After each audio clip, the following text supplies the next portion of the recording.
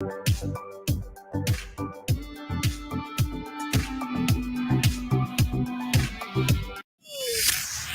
by to launch FanStream Sports. 3, 2, 1. Let's start. Hello, sports fans. Welcome to FanStream Sports. Nothing but pure sports. This is the JP Show. JP, it is so good to hear you back on the air. Stand by. Now, here's JP. All right, welcome into a Thursday edition of the JP Peterson Show, presented by the law offices of Christopher Palermo. You can reach him at palermopa.com. Nick Geddes from Outkick.com is here with me this morning. How are you, sir? I'm doing good. Good to get into this show today. Topic-heavy show. Very topic-heavy show. Very topic. That means we get into the meat. Yeah, but the Tom Brady stuff won't go away. It will not. It'll lead the show every day until he retires, like we know he's going to do. So we have to give you daily updates because it is Tom Brady and it is the law here in Tampa Bay. Chris Torello will join us at 10:15. We're loaded early with TV stars. Breathless. We have these handsome TV stars coming on today, but you won't see their faces, luckily. Dan Lucas will join us at 10:30 from News Channel 8. We'll get his take on the whole Brady situation, how that's going down. Our good friend Paul Wilson, actor, entrepreneur, media giant, will join us at 11:15. The Van Wilson is getting back together. If you don't know what that is the Wilson Brothers Van Halen cover band, and they are awesome. VIP tickets already sold out for their show. So we'll pimp the show. And also he's going to talk about the Super Bowl commercials, which of course he is an expert at, and talk about the economics of the Super Bowl commercials, which are very interesting. Going to talk ratings.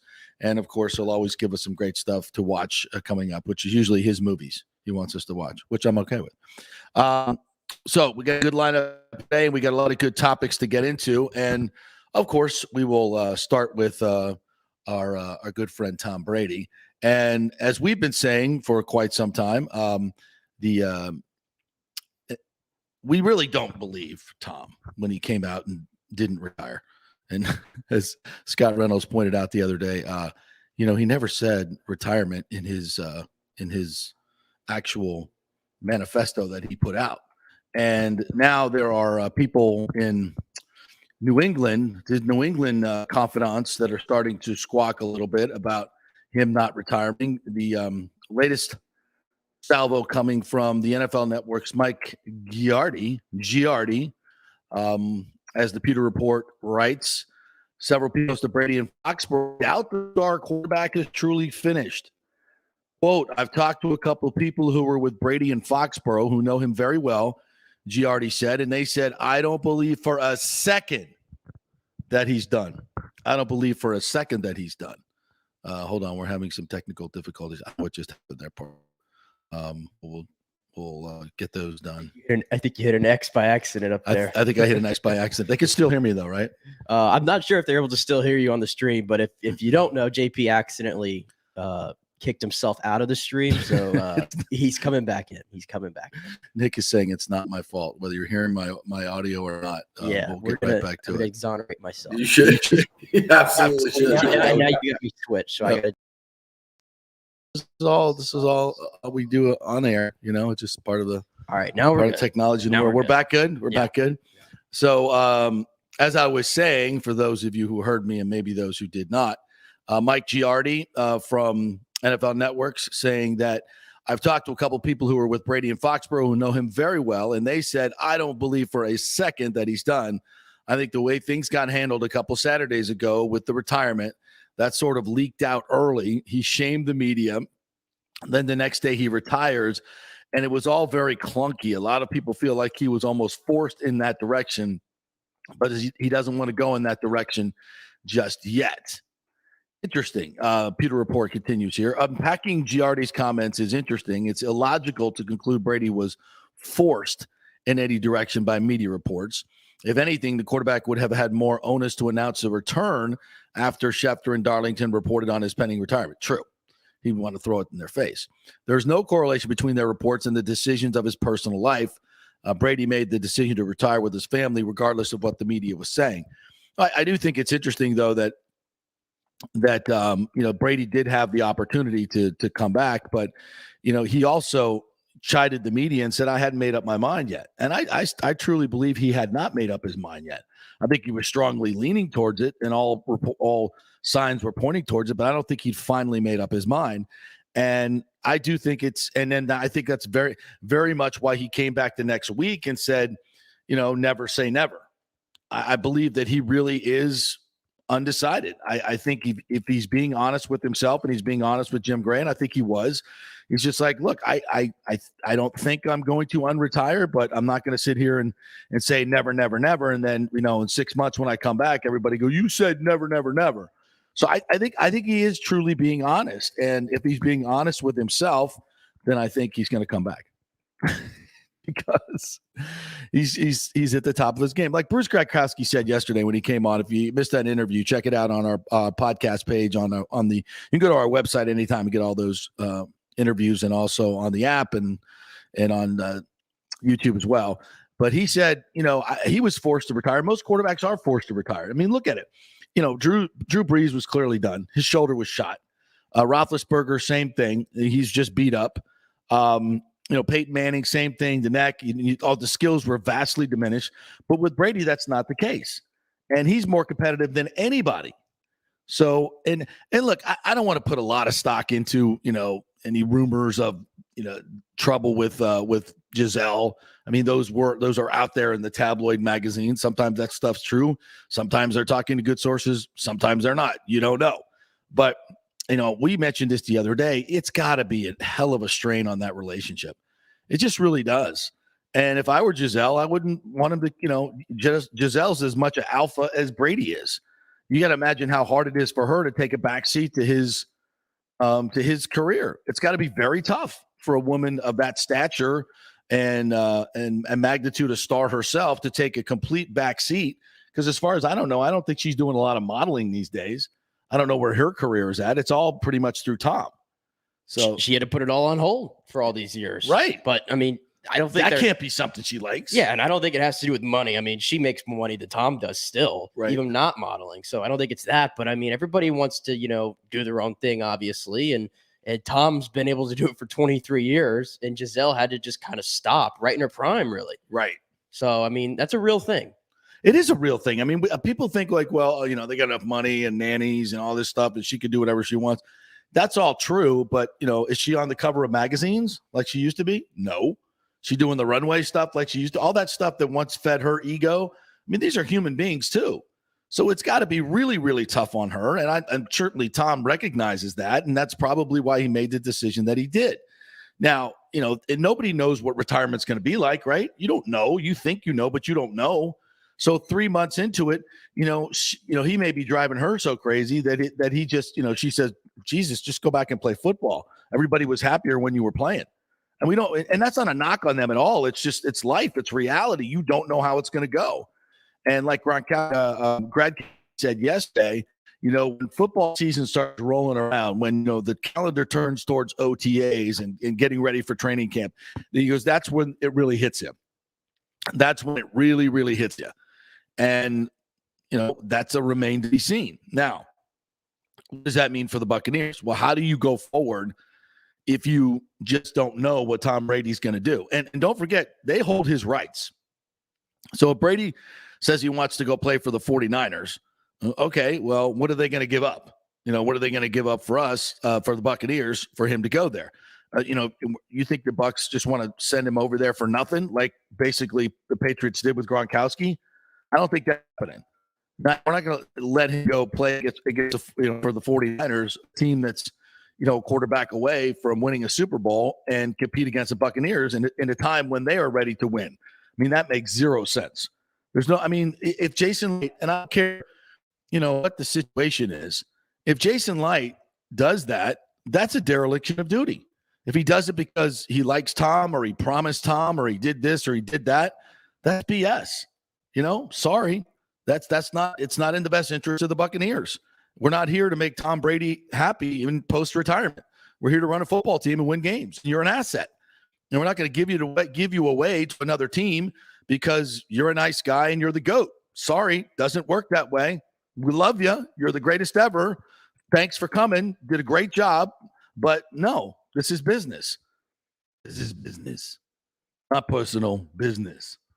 And, that's the way to go. And if Jason Light were to do that, he should be roundly panned and criticized.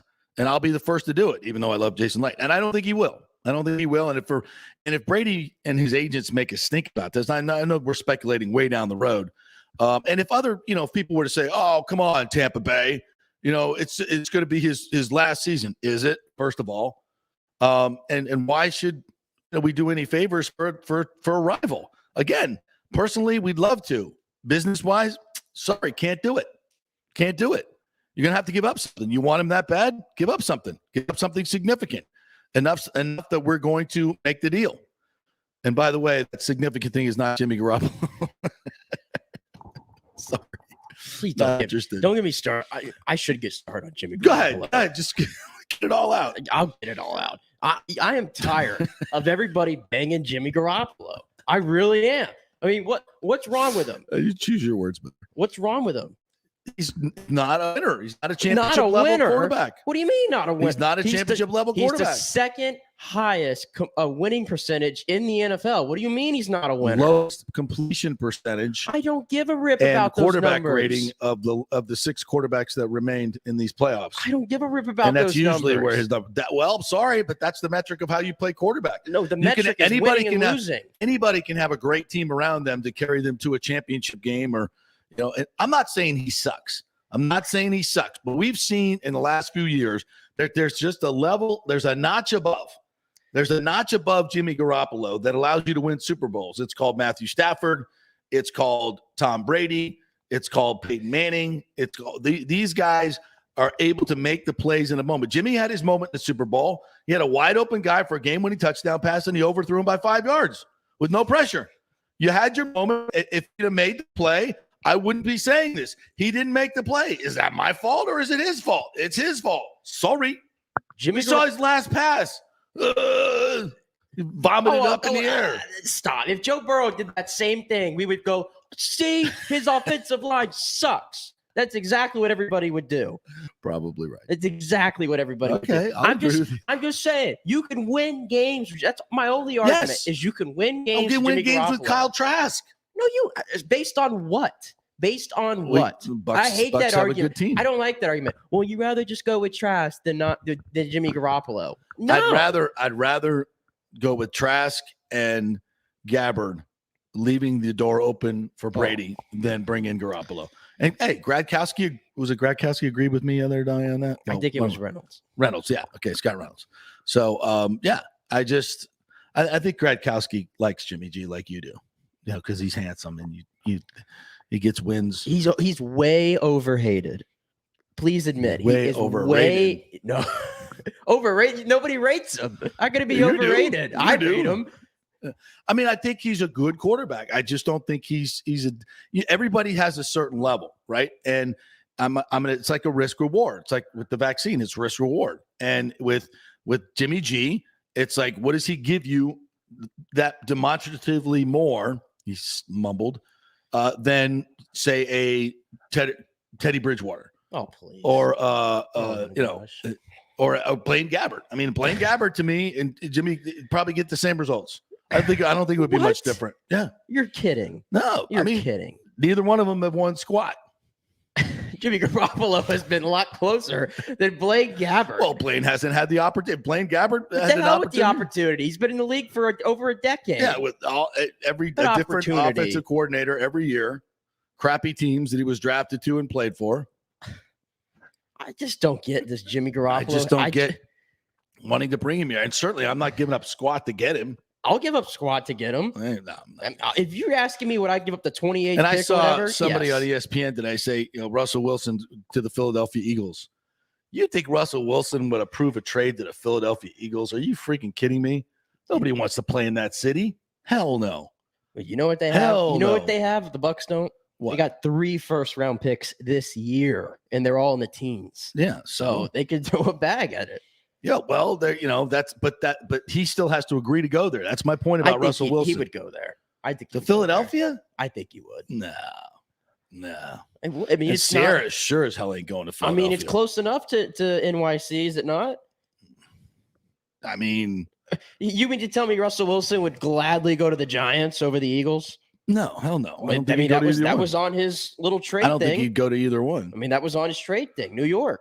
I don't know about that. So I don't think he would. I don't think he would go. But the there. odds makers, by the way, the Bucs are number one for Russell Wilson. For Russell Wilson, are they? I did not know yeah, that. new odds yesterday. It was.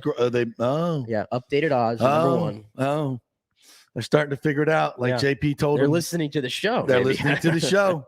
We had Brady last time. We're just saying, makes all the sense in the world. Makes all the sense in the world. So, all right, that's weekly or daily Tom Brady update, and we'll see. We'll see where. But I do believe that we've heard so much of this. The people close to Brady don't believe he's done. So, what does that tell you? What does that tell you? He ain't done. He's not done. I'm telling you, he's not done. All right. Did you see the Rams victory party yesterday? Parade in question marks. I think with all the homeless people out there on the that live on the streets, they'd be pissed off that there's a parade and through their neighborhood. I mean, God, my goodness, they care. It's like they're trying to do some high quality meth here. You got some parade coming through. They got some. They got to defecate on the sidewalks. There's we got no time for a parade. And the most LA thing of all, the mayor, I guess Garcetti, or maybe it was Gavin Newsom, required vaccine cards for people going to the parade. Are you freaking kidding me? Are you freaking kidding me? Vaccine cards for outside at a parade. I got to believe that these guys in California, these people in power, they get these rooms, they go, let's have the peasants show their vaccine cards to go to an outdoor parade. That'll be great. That'll piss them off. That'll really piss. Well, I'll have to answer the questions from the press. So what science are we going to base this on? Science? We don't need any science. Well, since when do we need science to make any of these draconian rules? Well, no, just tell them the CDC said it was okay.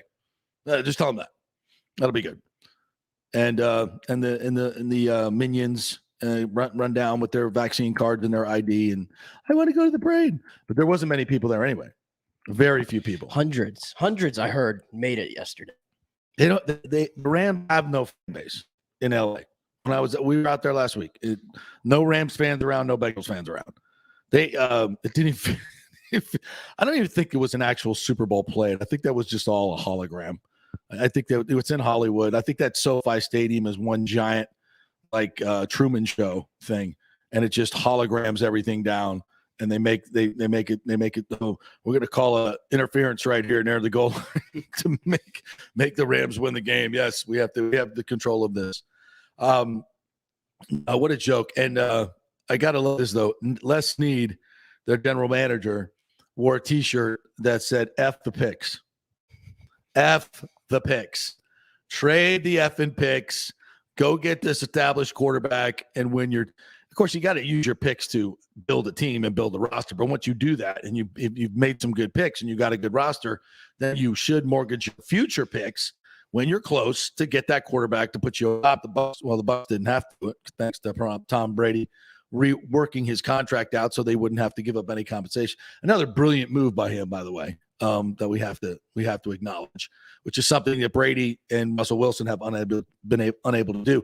If both Rodgers, if both of those guys would have set up their contracts like Brady did, to be able to get out and void the years and leave without compensation, then they would already be gone to the team that they want to play with. So that was kind of a screw up on their part or their agent's part. They didn't learn from Brady exactly how to do it. But now that Russell Wilson is the odds-on favorite to come to Tampa Bay. So, yesterday's great and wonderful parade, which I guess they didn't have a joint parade. They did not have a joint parade, no. But they did show up last night to support your boy LeBron. Oh, they did? They did. Aaron Donald showed up, and LeBron went off in the fourth quarter, and they embraced, had a nice hug. Oh, that's great. So it was great. Did Donald get on the court and make a defensive stop late in the game to preserve the win? He needed to be out there with no Anthony Davis, man. I mean, that was a bad one. Aaron Donald could have stepped right in there at power forward. That was a bad one. That was a bad turning of the ankle right there. Not ideal. Oof, that was bad. So the Lakers are toast. They're done. They came back yesterday, won that game. I know. The Jazz, good team. I know, but I mean, they got no Anthony Davis now for at least a couple of weeks, probably more. It's a sprain, I think. Yeah. It's a sprain. Yeah, but he's a China doll. An actual China doll. Or is that LeBron? I don't know. Yeah, you think he's going to come back and play any meaningful minutes? He'll just get hurt again. Yeah, probably not. Yeah. Probably not. Yeah, the Lakers are toast, and they're so upside down with contracts. They got to pay Russ $47 million next year. $47 million to come off the bench. Wow. Are they allowed to go into some market that charge off that salary like the NHL is able to do? I don't know. I don't know the NBA salary cap like I should. The NBA salary cap it doesn't make sense to me. I don't know. So speaking of X cards and to a parade, how stupid is that? Oh yeah, we got to take a break. My bad. Chris Torello is coming up right now. So thank you for reminding me. By the way, 5 minutes late. It's all your fault once again. All right, quick break. Chris Torello coming up next. Stay with us. Hey, folks, let me tell you about Bay Area Modern Medical Center, a very different kind of approach to primary care. Personalized preventative medicine, not a one-pill-fits-all mentality. Christopher Lugo and his experienced medical staff are proactive in looking at issues before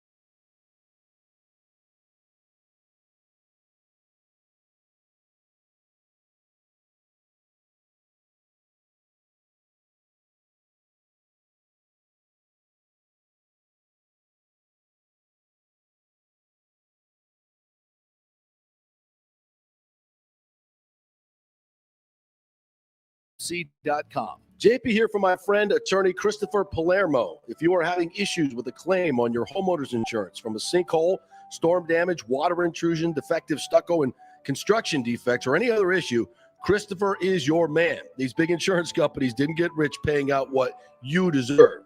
Chris founded his practice in 2009 with a passion to help all Floridians with disputes where they were forced to take on the powerful and needed a champion in their corner.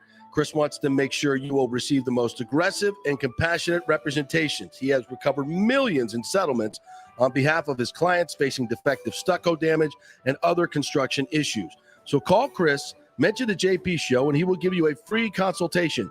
That's 813-221-5636, or go to PalermoPA.com. He's a fifth-generation Tampanian graduate of Jesuit High School and the University of Florida, and he cares deeply about you and the community. That's 221-5636 or PalermoPA.com. Coming back at you. Now, more with JP on Fans Dream Sports. It's only just begun. All right, welcome back to the JP Peterson Show, presented by the law offices of Chris Palermo. Now we bring on attorney Chris Torello, joining us here from Spectrum Sports 360. What's up, partner? How are you? Doing well, man. How are you? Good, good. Were you at the USF game last night? I'm looking at your timeline. No, I wasn't there. I was watching it. My colleague Catherine Smith was there. She was doing a story on one of their cheer people, I believe. But no, I was not there. But gosh, was it awful to watch. It was awkward as heck to watch what happened at the beginning. But give credit to Jim Loud. He's a master, man. And they were able to kind of talk about everything but what was going on. What happened? They had a clock man? Yeah, so I guess. Yeah, they were getting ready, and I guess like the clock issue with one of the baskets, and then they had to bring another basket in, and oh my God. I mean, that's just embarrassing what happened there. Yeah, that is embarrassing. Wow. All right, so I have to ask you this question by law. What's your latest feeling on Brady? Is he coming back? Oh, yeah. Working out at Berkeley yesterday. He's all in, you know. I mean, geez. I mean, God, people. I mean, let's give the man a breather. You know, I mean, I'm serious about this. I mean, look. Would anyone be upset if Tom Brady gets the itch come June or July or August and says, nah, you know what? I want to play. I want to play one more year. I told Giselle, sorry, babe, I'm playing again. No one's going to be mad at that. The only person who will be mad is the person he'd be replacing in the QB room. That's it. But I think right now, I think he's very content with his decision. He seems very happy. He's got places to go, people to see, things to sell. So I don't think he's look, I get it. People are saying, oh, he hasn't used the word retire, or he's shut the door. Look, I think everyone who thinks Tom Brady is not going to stay in shape because, he lives the TB12 method, Right. He's not going to show up looking like White Goodman at the end of dodgeball, he's going to stay in shape. He's going to enjoy himself a little more. I just think Tom Brady does not make this decision to then back out of it. That's not Tom Brady. He's all in on something. All. Well, you also said that he'll stay in shape and come back and be able to come back if he wants to, and I agree with that, obviously. But what do the Bucs do?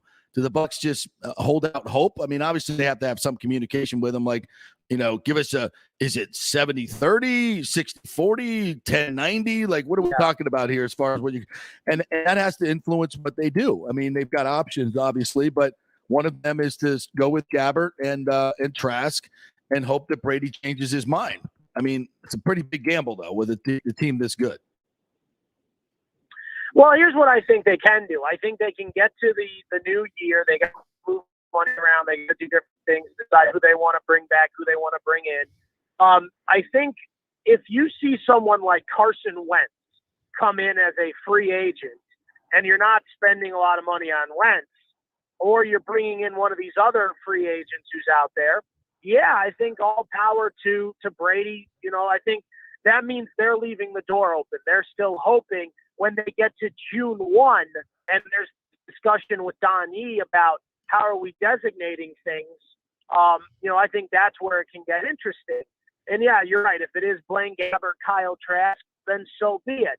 But if the Bucs are serious about making a run at a guy like a Deshaun Watson, or they're serious about, trying to make a trade for Jimmy Garoppolo, then things get interesting. But and here's the thing: if I were the 49ers, I'm not trading Garoppolo to the Bucs unless you get Tom Brady's right. Exactly. That's the only way I would trade Jimmy Garoppolo. But if it's something like a Deshaun Watson, then maybe you're only getting up a few picks, either lower round picks. Then I think it's different. And even in that situation, he's going to face a suspension.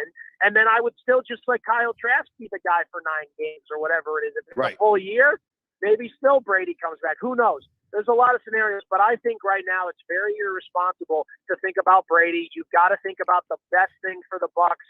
And if I'm the Bucs, I think who's my best option, because it's not Tom Brady right now. Right. And I noticed you didn't mention my favorite odds-on favorite and the Vegas favorite now.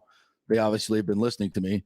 Russell Wilson, which, I do think Seattle's going to have to rebuild. They have to rebuild. And he's got a no-trade clause. So I know other teams can offer better stuff, but he didn't want to go to Philadelphia or New York. That's the thing.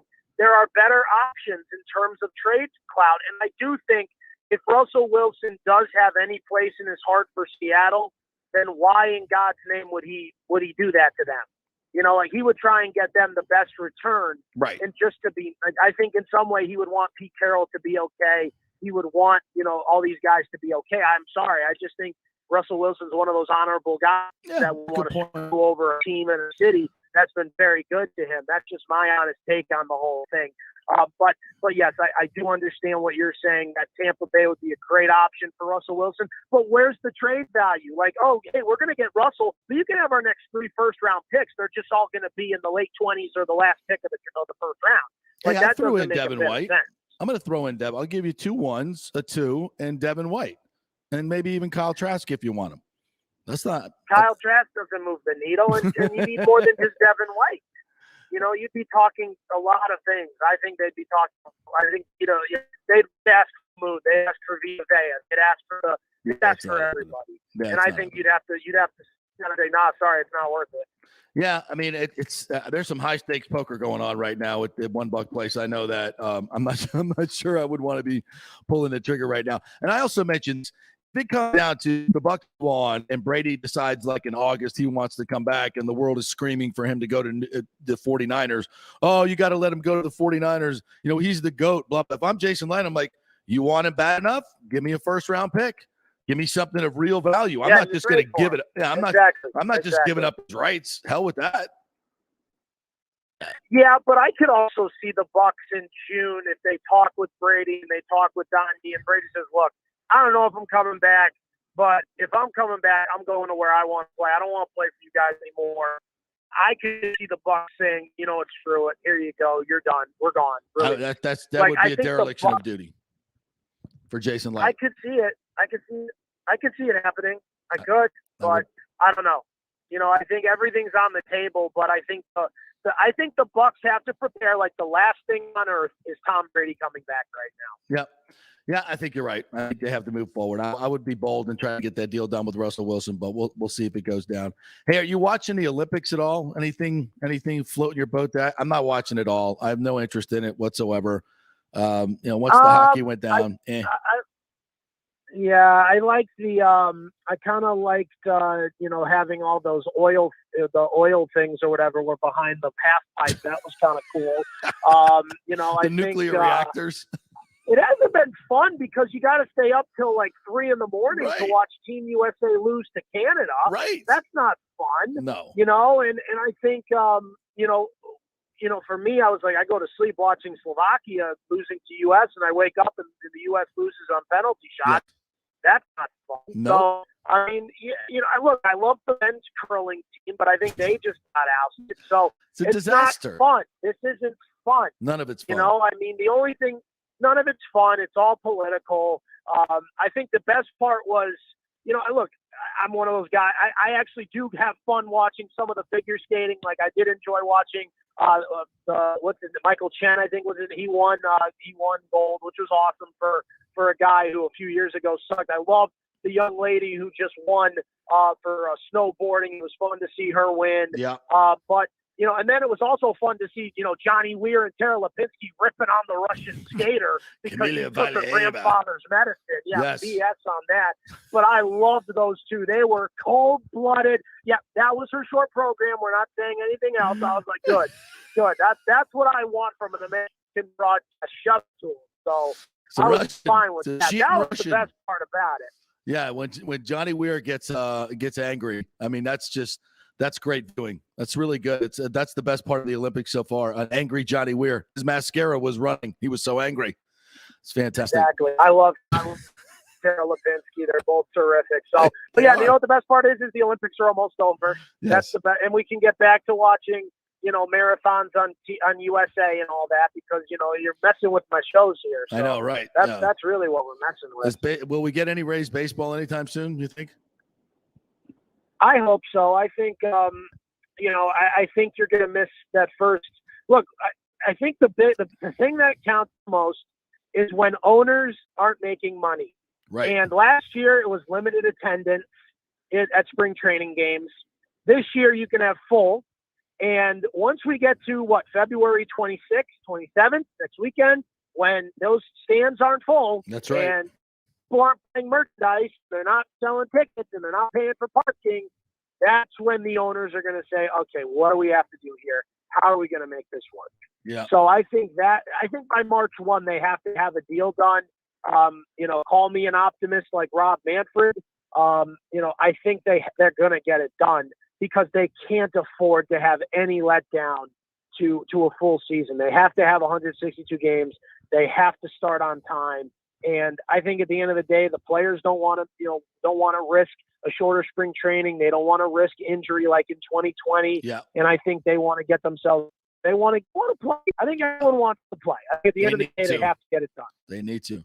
All right, partner. Always great catching up with you. Give a shout out and a plug to all the stuff you guys are doing at Spectrum Sports 360. Yeah, no, we're doing a lot. We've got, we're excited for, we got the Grand Prix coming up. We've got Valspar. I'm actually heading up to Bartow right now, the national champion co-ed cheerleaders. Bartow, they may be the best overall sports team in the state. I mean, I don't care what it is: football, basketball, baseball, softball, soccer. This is an unbelievable team. So we're going up there today. So I'm actually about to head up there right now. Nice. All right, Chris. Thanks, buddy. We'll catch up with you next time. Thanks. The great Chris Torello, Spectrum Sports 360 right there. All right, quick break. When we come back, Dan Lucas will join us from News Channel 8. We'll chat with him for a couple of minutes. But all things Tampa Bay sports, stay with us.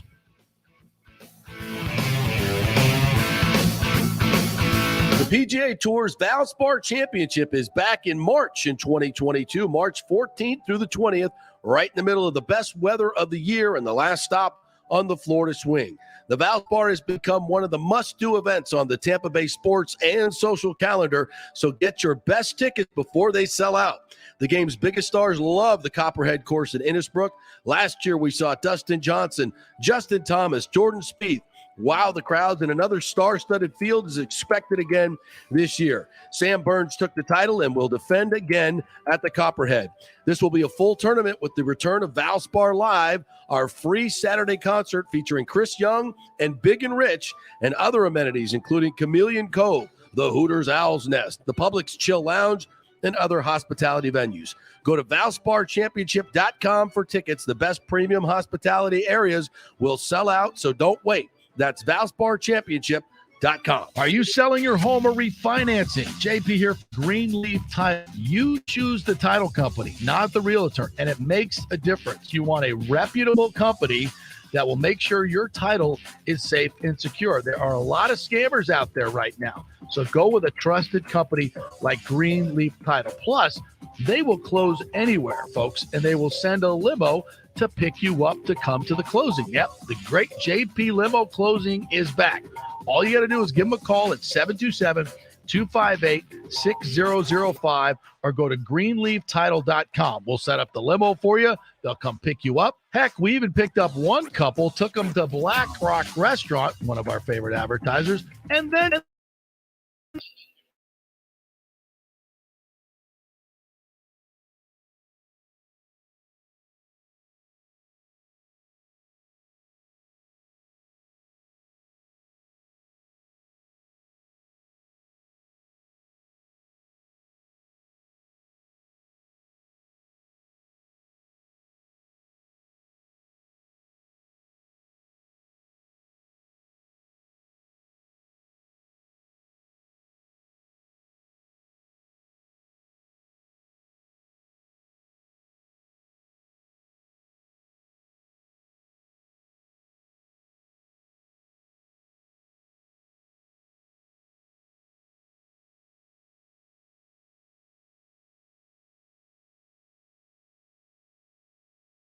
better in all areas of my life.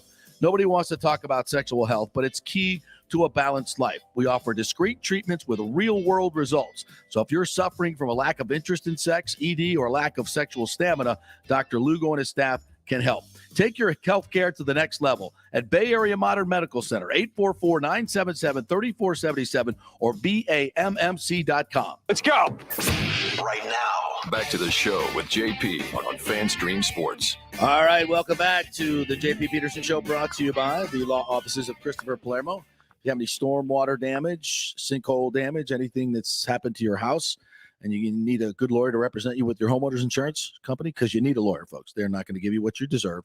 It's Christopher Palermo. He's your man. He's recovered millions for his clients at PalermoPA.com, PalermoPA.com.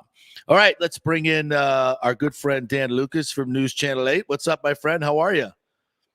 JP, how's everything going? It's just nice to be out of the latest round of cold weather. Yes, for Tampa purposes. Yeah, enjoying the nice days these days, and I wish we were at spring training camp right now, but we're not, unfortunately. Is there anything better than the? I mean, this sounds so cliche, but as a reporter, when you pull up there and you smell the grass and you hear the pop of the glove and the crack of the bat and the whoosh, the whiz of the pitchers throwing fastballs, is that just not the best? It's the best. I think it's to me, those are the sounds and sights for me that start the cycle. Yes. Yeah, of the year, like the calendar year. Like yep. For me, when you put the Super Bowl to bed, everything kind of resets. And spring training for me is the first thing, and then of course you get into the chase for the hockey playoffs, and then everything's off and running, and then the summer hits. And I just think it's great. And I'm a baseball guy at heart, even though I watch a ton of football and that. I'll always say baseball. It's just so romantic about it for me. Yeah. And right now it's a mess. Do you think they get it done? get the deal done. I don't think they're going to get it done anytime soon, to be honest. I understand they're going to meet Thursday, and this time it's the union coming forward with a proposal. And I think they have the luxury of time right now. The commissioner wants 4 weeks of preparation before the March 31st opening day. So it's not much time, but they've got a little bit of time to negotiate. But he even said last week, once they get something agreed upon in good spirit, it's going to take 3 or 4 days to review it before they can ratify the thing. Right, so right. The clock is ticking on all of baseball, and to lose regular season games, I think that's his big goal, to not lose any regular season games. But after this week, don't have the luxury of time, so they've got to figure something out. I shall see. And if the Rays come back, I mean, this is a good roster. They've got to add some pieces still, I think, but they're talking about trading Austin Meadows, give Josh Lowe a chance to come up and play. I know a lot of fans are crazy. I think that's just nuts, but that's actually sounds exactly like something the Rays would do, and I think it might benefit them at this point because they could probably get a lot for Austin Meadows. Maybe I think we've seen his weak points. I think probably more than others, but I don't know. What do you think about that if they were to trade Austin Meadows? I know. Well, it's never fun when it's a popular guy, right? Mm-hmm. And he's had some big moments, and he's one of the great guys in the clubhouse too. But he was not a regular in the lineup. Especially when it got to crunch time. And like you said, there were some flaws in his game that showed up. And you got to remember this: if you're going to have a guy that's potentially on the trade block, you got to move him while you have trade value. You can't just have him hang around here for a couple of months and have him have a decline. Then the trade value is not worth it. So you got to be. That's what the Rays have done. Yep.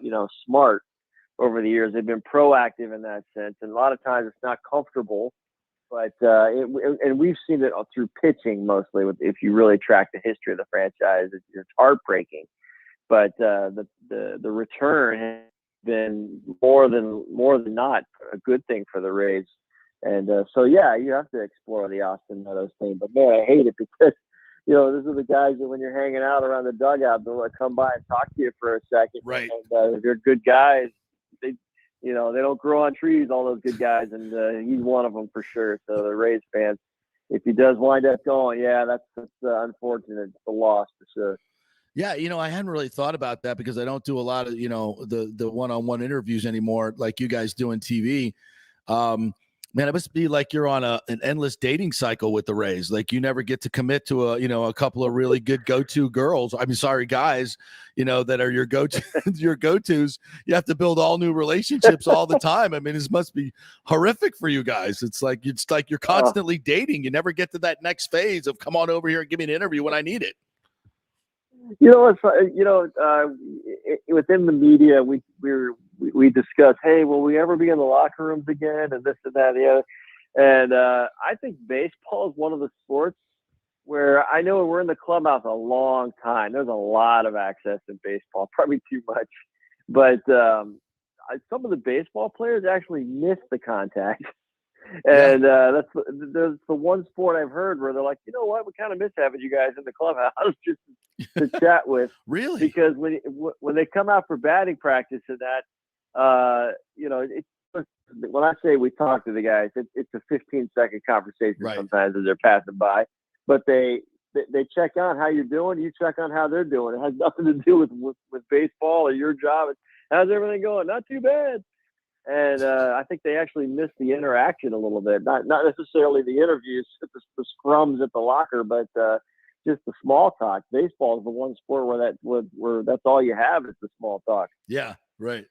Very, very interesting. Dan Lucas joining us here. So I just saw something here on Twitter. I want to ask you about this. This is very interesting. So Greg Allman did a little Twitter poll here. It got over 6,200 votes. As a fan, how would you feel about the Bucs acquiring the Texans quarterback Deshaun Watson? And believe it or not, I think this has surprised me a little bit.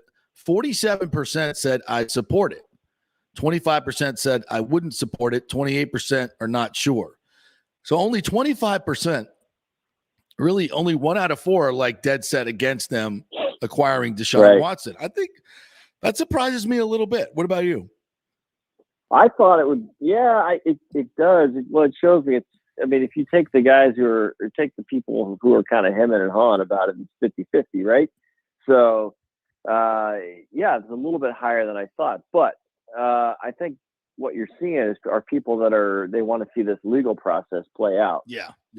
Before they pass judgment on it. And now, he's claiming total innocence. Right. You got 22 civil cases.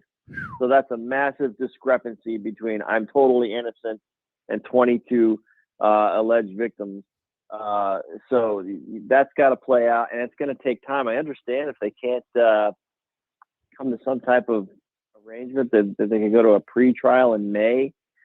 So as far as the NFL calendar goes, if this process drags on, it would be detrimental to doing any deal with him, because if he gets through the legal process, then he's got to get past Goodell. He could wind up on the exempt list right away. He could possibly suspended. You imagine trading for Deshaun Watson, and then you go into free agency, and that's what you're selling to the free agents, and everything shapes up nicely for the Bucs. And you're thinking, okay, all right, here we go. Everything's all right. All of a sudden, he's slapped with 4 games or more to start the 2022 season. And now where are you? Yeah. Well, if it was 4 games, it wouldn't be a big deal. But if it were, exempt list and indefinite, I think you'd have to have a definite number from the commissioner's office to know exactly what you're dealing with. And I think the commissioner's office, frankly, by this time should have a number. They should have done their due diligence and known exactly what's going on in this case. It's been forever. And he still has not been charged in criminal court, as far as I know, right? 22 people have come forward, and the Houston police have not charged him at all, which is just bizarre. One case you could charge him. If you had one case that was well founded, they should arrest him, but they haven't, as far as I know. So what a bizarre situation. 22 is it's a shocking number. Yes. And you don't even have to go into detail to wonder how it's 22 people. It's just the fact that nothing has come out of this so far is shocking. And it tells me that people are lined up to try and swing for the fences here on something, but some civil money. Yeah. Well, there's always that side to it. It's such a delicate topic, because nobody should be a victim ever. Right. But if you're going to go that route and it's going to go into the court system, well, then I want to know the facts. Right, exactly. And it hasn't even come close to going that way, which is just completely bizarre. All right, so obviously News Channel 8 is airing the Olympics. It hasn't been a great Olympics for the United States. The interest has just not been there for a lot of different reasons. But you guys have been keeping an eye on it more than anybody. What's your take on it? What am I missing? Because I've never been less interested in the Olympics than this, for so many reasons. Yeah, I think first and foremost, it's another Olympics and a string of Olympic games. It's just the time zones aren't aligning properly. For the 13 hours is kind of convenient in a way where, at 8:00 at night, apparently they're starting stuff early over there.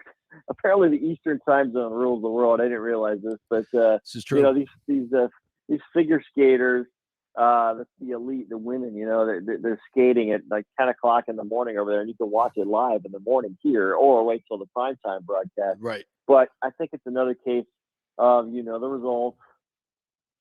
When the results aren't going that well, your interest kind of wanes. Mm-hmm. And some of the faces of the games haven't performed. Michaela Schifrin's having an absolute nightmare. It's that fake snow, man. Downhill skier. Has she said anything has Michaela Schifrin said anything about the fake snow? Or is everybody so terrified to say anything negative about anything over there? I think they've all. You know what? I think everybody had a problem with the fake snow at the beginning, and from listening to the experts and the commentators, it has everything to do with the edge of your skis and how you turn.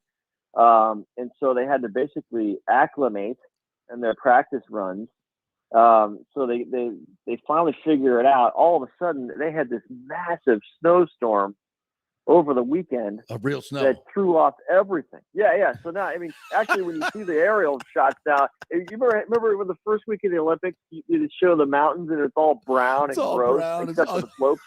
Just awful. that stuff matters to TV viewers, though.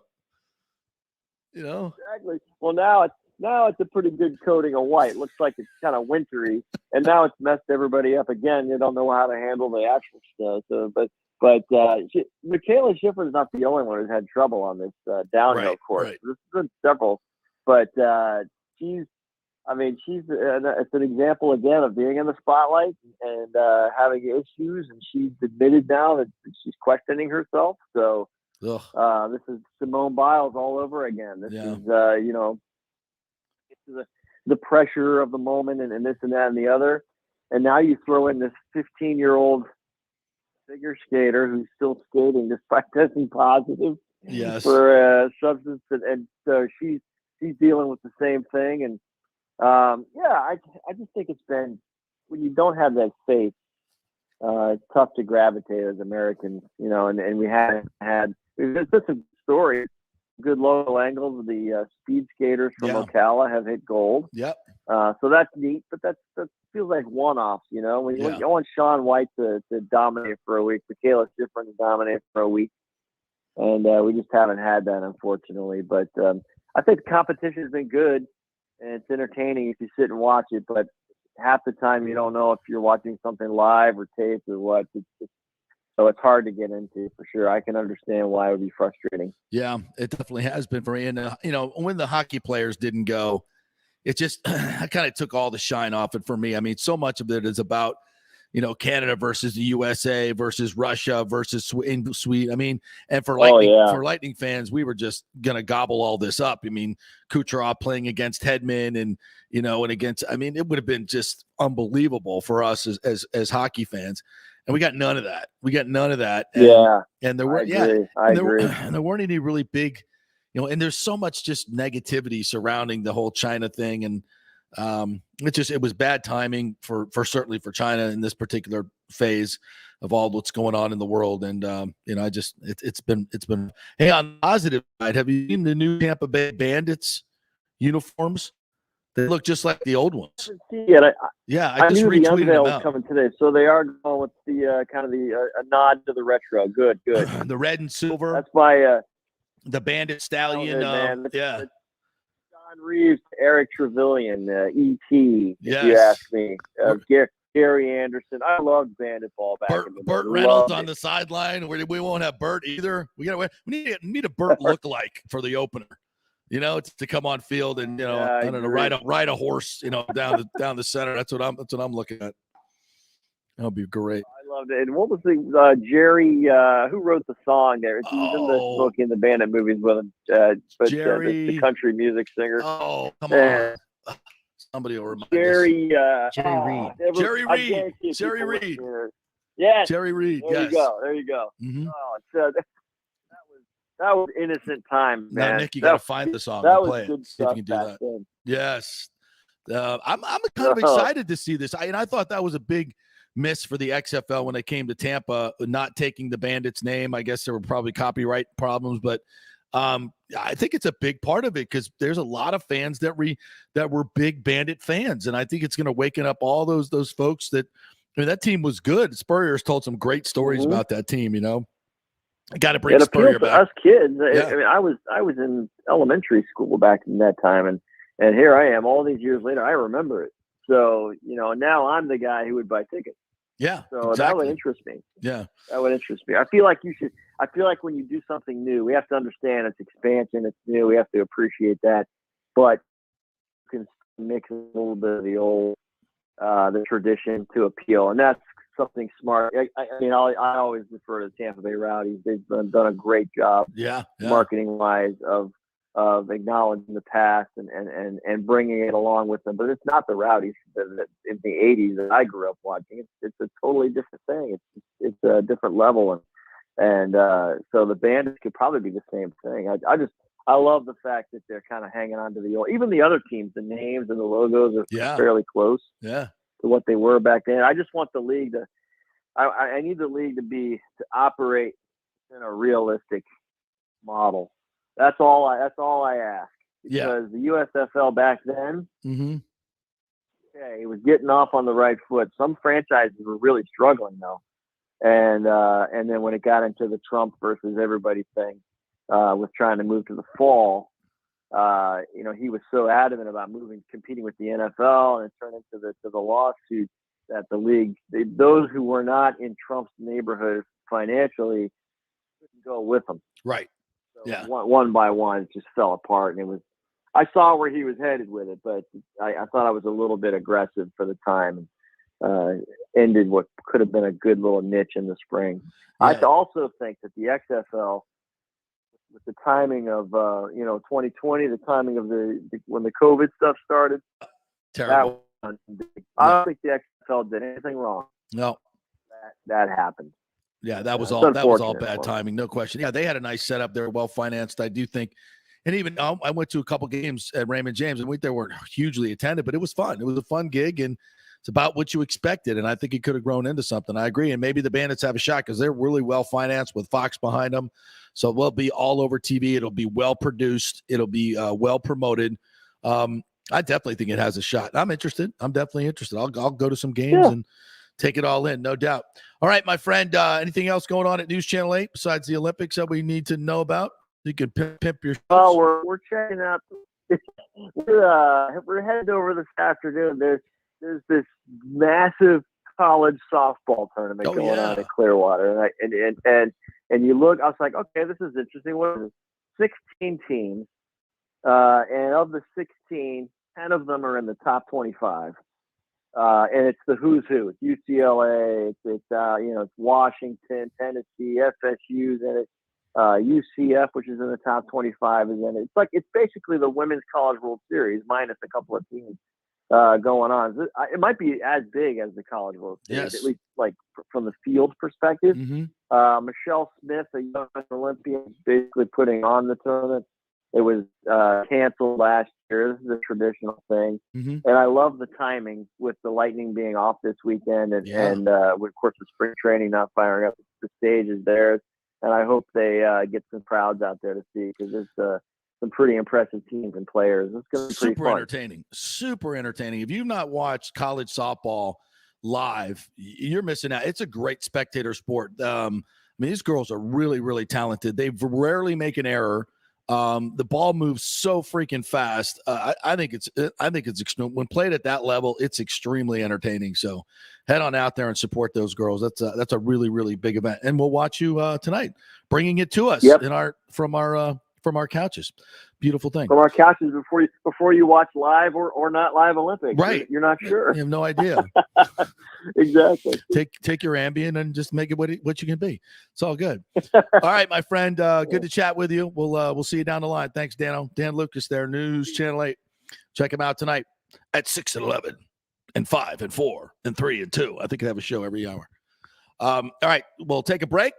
We got Paul Wilson's going to join us in our next hour, in our second hour, our media giant, and he's going to talk about the Super Bowl commercials, the halftime show, the ratings, all that stuff. And he's got a big announcement on the Van Wilson show that's coming up. So stay with us. Homeowners, listen, property values have risen in the Tampa Bay area to record levels, some up to 24% in 1 year. It's time to refinance your home and pull out the equity before rates go through the roof. Call my man Scott Fitzgerald at 813-294-7595 or email him at scott@amstampa.com. Scott believes interest rates will be over 5 very soon due to the volatile economy and inflation, but you can still lock in the mid-3s, but not for long. This means you can save tens of thousands of dollars over the life of your loan. Now, Scott is an independent broker, so he can shop your mortgage around for the best rates, and he will pay for your appraisal if you mention you heard it here on the JP Show. That's a $500 to $700 value. Scott does not charge the huge upfront fees like the big banks do. In this uncertain economy and political climate, better to have cash in hand now. So call Scott at 813-294-7595 or email him at scott@amstampa.com. Hey, folks, let me tell you about Bay Area Modern Medical Center, a very different kind of approach to primary care. Personalized preventative medicine, not a one-pill-fits-all mentality. Christopher Lugo and his experienced medical staff are proactive in looking at issues before they become a problem, encouraging a healthy lifestyle with proper diet, supplements, and exercise to optimize your active lifestyle. Rather than the impersonal, rushed approach, you will be the only patient and will have our full attention. That's new. Getting old is inevitable, but feeling and looking old is avoidable. Bay Area Modern Medical Centers are experts in anti-aging regenerative medicine that optimizes your body's performance in many areas. So call for an appointment to get started on a journey back to full health and a happy life with a new, modern way of healthcare. Call 844-977-3477 or go to BAMMC.com. That's 844-977-3477 or BAMMC.com. JP here for my friend, attorney Christopher Palermo. If you are having issues with a claim on your homeowner's insurance from a sinkhole, storm damage, water intrusion, defective stucco, and construction defects, or any other issue, Christopher is your man. These big insurance companies didn't get rich paying out what you deserve. Chris founded his practice in 2009 with a passion to help all Floridians with disputes where they were forced to take on the powerful and needed a champion in their corner. Chris wants to make sure you will receive the most aggressive and compassionate representations. He has recovered millions in settlements on behalf of his clients facing defective stucco damage and other construction issues. So call Chris, mention the JP Show, and he will give you a free consultation. That's 813-221-5636 or go to PalermoPA.com. He's a fifth-generation Tampanian, graduate of Jesuit High School and the University of Florida, and he cares deeply about you and the community. That's 221-5636 or PalermoPA.com. The PGA Tour's Valspar Championship is back in March in 2022, March 14th through the 20th, right in the middle of the best weather of the year and the last stop on the Florida swing. The Valspar has become one of the must-do events on the Tampa Bay sports and social calendar, so get your best tickets before they sell out. The game's biggest stars love the Copperhead course in Innisbrook. Last year, we saw Dustin Johnson, Justin Thomas, Jordan Spieth wow the crowds, and another star-studded field is expected again this year. Sam Burns took the title and will defend again at the Copperhead. This will be a full tournament with the return of Valspar Live, our free Saturday concert featuring Chris Young and Big and Rich, and other amenities including Chameleon Cove, the Hooters Owl's Nest, the Publix Chill Lounge, and other hospitality venues. Go to ValsparChampionship.com for tickets. The best premium hospitality areas will sell out, so don't wait. That's ValsparChampionship.com. Well, it's never been more important to support each other and support local businesses like Italiano Insurance that has been around for over 60 years, serving our community with great customer service and also giving back to our locals in need. Their Metropolitan Ministries Holiday Food Drive was another tremendous success this year. Why call a 1-800 number when you can call your trusted neighbors at Italiano Insurance who will save you money? In Boca Grande, 941-964-0400. That's 941-964-0400. Cryptocurrency is all the rage today. The market cap for the industry is now over $1 trillion. And you read about people making millions of dollars, right? You want to get in, but have no idea what to do? Or maybe you dabbled a bit and you want to unlock the real money-making opportunities and don't know how to do it. There are over 10,000 tokens and thousands of decentralized finance exchanges to navigate. So what do? You go to DeFiLava.com. The folks at DeFiLava.com are in Tampa Bay, and they work with you directly to set up custom accounts, answer all your questions, and provide market analysis. Decentralized finance and cryptocurrencies are here to stay and will change the financial markets as we know them. Get in the game. Get with the experts at DeFiLava.com and tell them JP sent you and get their free 2022 crypto market forecast today at DeFiLava.com. Don't get left behind, folks. Make some money at DeFiLava.com. Pure sports. JP is back on. Welcome back. FanStream Sports. All right, welcome back to the JP Peterson Show, presented by the law offices of Christopher Palermo. Our second hour is brought to you by the great folks at Bay Area Modern Medical Center. A very different kind of approach to primary care, personalized, preventative medicine, not a one-pill-fits-all mentality, proactive in looking at your issues before they become a problem. Encourage the lifestyle with proper diet, supplement, and exercise to optimize your active lifestyle. Folks, if you feel and look like you're getting old, that's inevitable, but it doesn't have to be. It's avoidable. They have some great anti-aging treatments, including testosterone replacement, which I've been doing for about 6 years now. It's a huge game changer, and they do it the right way. So if you're feeling old, feel a little tired, a little run down, not performing like you used to, they can take care of you. At the Bay Area Modern Medical Center, that's why they call it Modern Medical. They do things differently and smartly. Bay Area Modern Medical Center. That's BAMMC.com. All right. I want to get into this topic of what's going on in the NBA. And of course, it affects a lot of people around the world as well. The nonsensical application of vaccine mandates, especially in the NBA. I didn't know this until recently. I mean, the whole idea of the vaccine mandates, I think right now it's going to be looked at as, first of all, it's been declared unconstitutional by multiple courts. And been held in one particular instance, but the massive amount of court opinions on this have been it's unconstitutional, and obviously it is for so many reasons. But in the NBA, you can be a visiting player in New Jersey and not be vaccinated and play, but if you're Kyrie Irving, you can't. And this is just another example of complete nonsensical rules not based on science that have been brought down, not legislated by the government, but they're decreed by local officials or federal officials or whoever is making this rule. Here's Adam Silver, of all people, the NBA commissioner, talking with Mike Greenberg on Get Up about this ridiculous, nonsensical system they have in New York.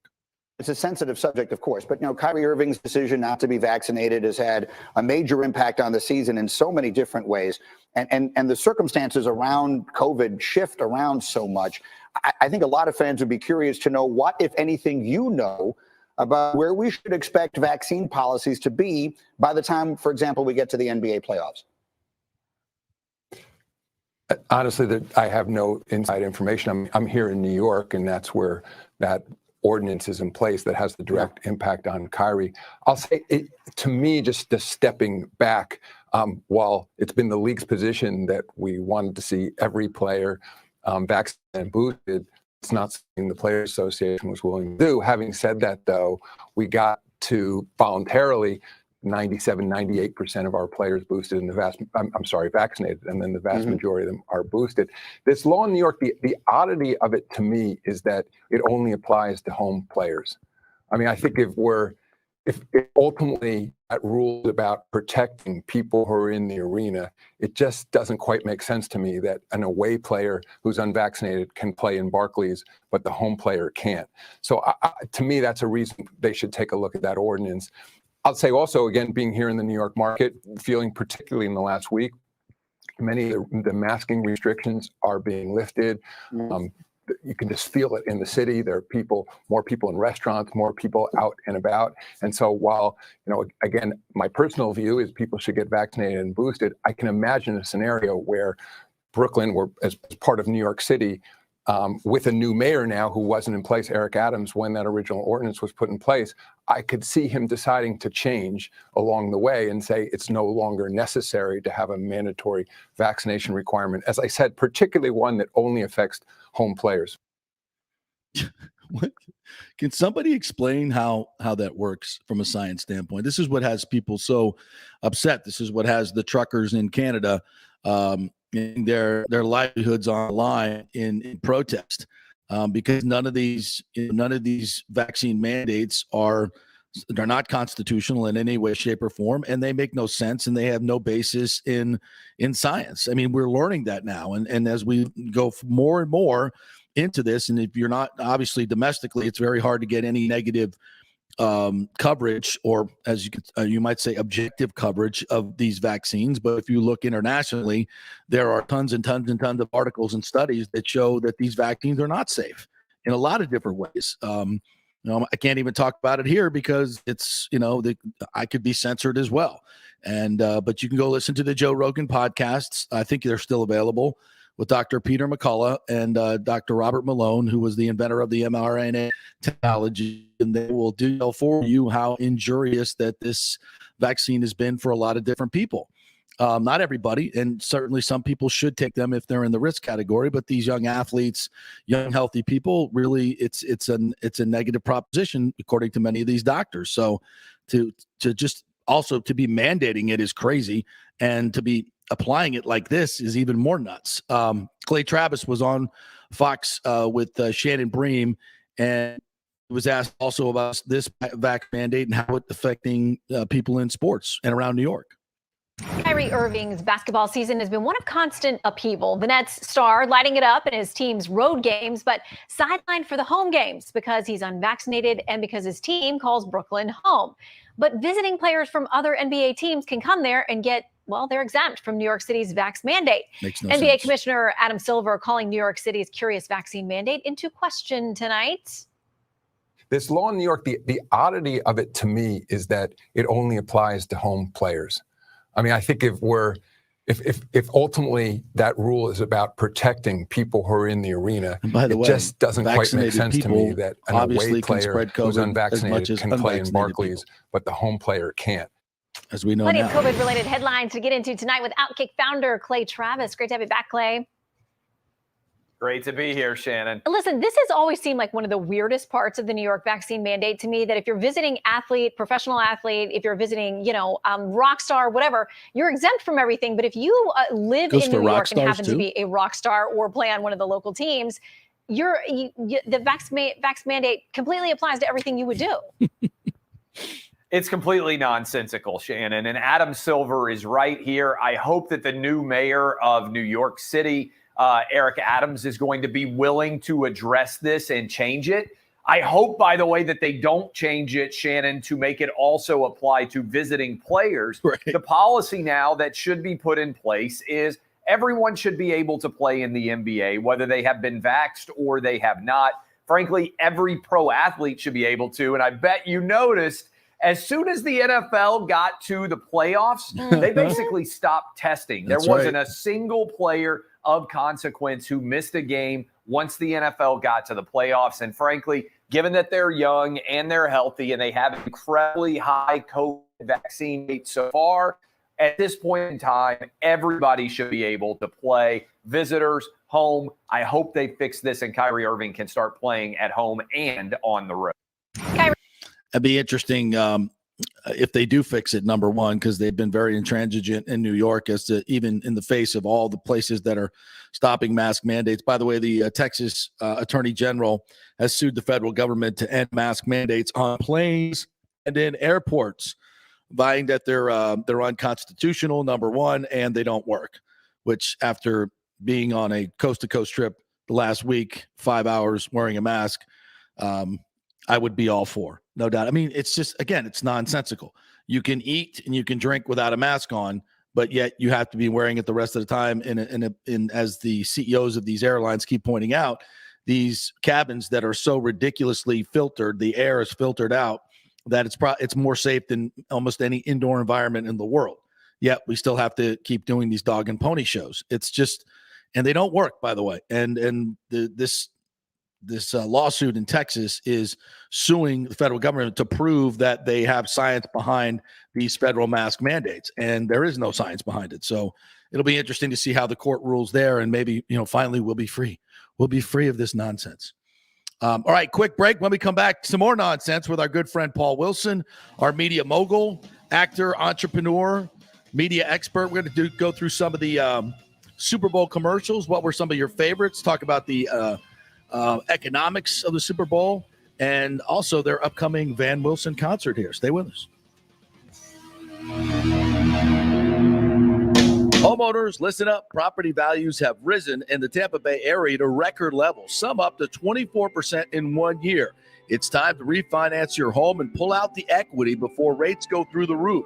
Call my man Scott Fitzgerald at 813-294-7595 or email him at scott@amstampa.com. Scott believes interest rates will be over 5 very soon due to the volatile economy and inflation, but you can still lock in the mid-3s, but not for long. This means you can save tens of thousands of dollars over the life of your loan. Now, Scott is an independent broker, so he can shop your mortgage around for the best rates, and he will pay for your appraisal if you mention you heard it here on the JP Show. That's a $500 to $700 value. Scott does not charge the huge upfront fees like the big banks do. In this uncertain economy and political climate, better to have cash in hand now. So call Scott at 813-294-7595 or email him at scott@amstampa.com. Getting old is inevitable, but feeling and looking old is avoidable. If you're feeling run down, your workout sucks, or your sexual libido is not what it used to be, check out Bay Area Modern Medical Center. That happened to me a few years ago, and I found out I had the testosterone level of a second-grade girl. That's not good. Our food, environment, and stress can cause your T levels to drop. Bay Area Modern Medical Center can help, and they are different. They offer customized hormone replacement for both men and women. Christopher Lugo and his medical staff can help you restore your energy, your sex drive, and your feelings of well-being. It was a total game changer for me. I have way more energy, lost 30 pounds, and I'm performing better in all areas of my life. Nobody wants to talk about sexual health, but it's key to a balanced life. We offer discreet treatments with real-world results. So if you're suffering from a lack of interest in sex, ED, or lack of sexual stamina, Dr. Lugo and his staff can help. Take your health care to the next level at Bay Area Modern Medical Center, 844-977-3477 or BAMMC.com. The PGA Tour's Valspar Championship is back in March in 2022, March 14th through the 20th, right in the middle of the best weather of the year and the last stop on the Florida swing. The Valspar has become one of the must-do events on the Tampa Bay sports and social calendar, so get your best tickets before they sell out. The game's biggest stars love the Copperhead course in Innisbrook. Last year, we saw Dustin Johnson, Justin Thomas, Jordan Spieth wow the crowds, and another star-studded field is expected again this year. Sam Burns took the title and will defend again at the Copperhead. This will be a full tournament with the return of Valspar Live, our free Saturday concert featuring Chris Young and Big and Rich, and other amenities including Chameleon Cove, the Hooters Owl's Nest, the Publix Chill Lounge, and other hospitality venues. Go to ValsparChampionship.com for tickets. The best premium hospitality areas will sell out, so don't wait. That's ValsparChampionship.com. JP here for my friend, attorney Christopher Palermo. If you are having issues with a claim on your homeowner's insurance from a sinkhole, storm damage, water intrusion, defective stucco, and construction defects, or any other issue, Christopher is your man. These big insurance companies didn't get rich paying out what you deserve.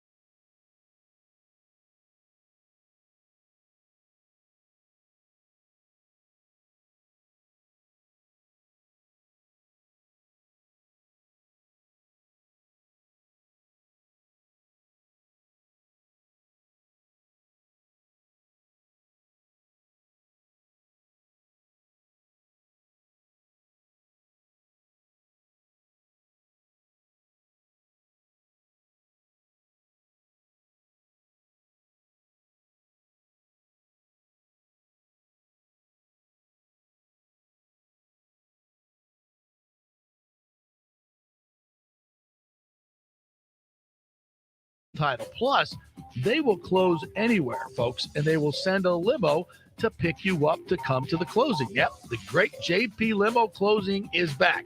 All you got to do is give them a call at 727-258-6005 or go to greenleaftitle.com. We'll set up the limo for you. They'll come pick you up. Heck, we even picked up one couple, took them to Black Rock Restaurant, one of our favorite advertisers, and then to the closing. That's how they do it at Greenleaf Title.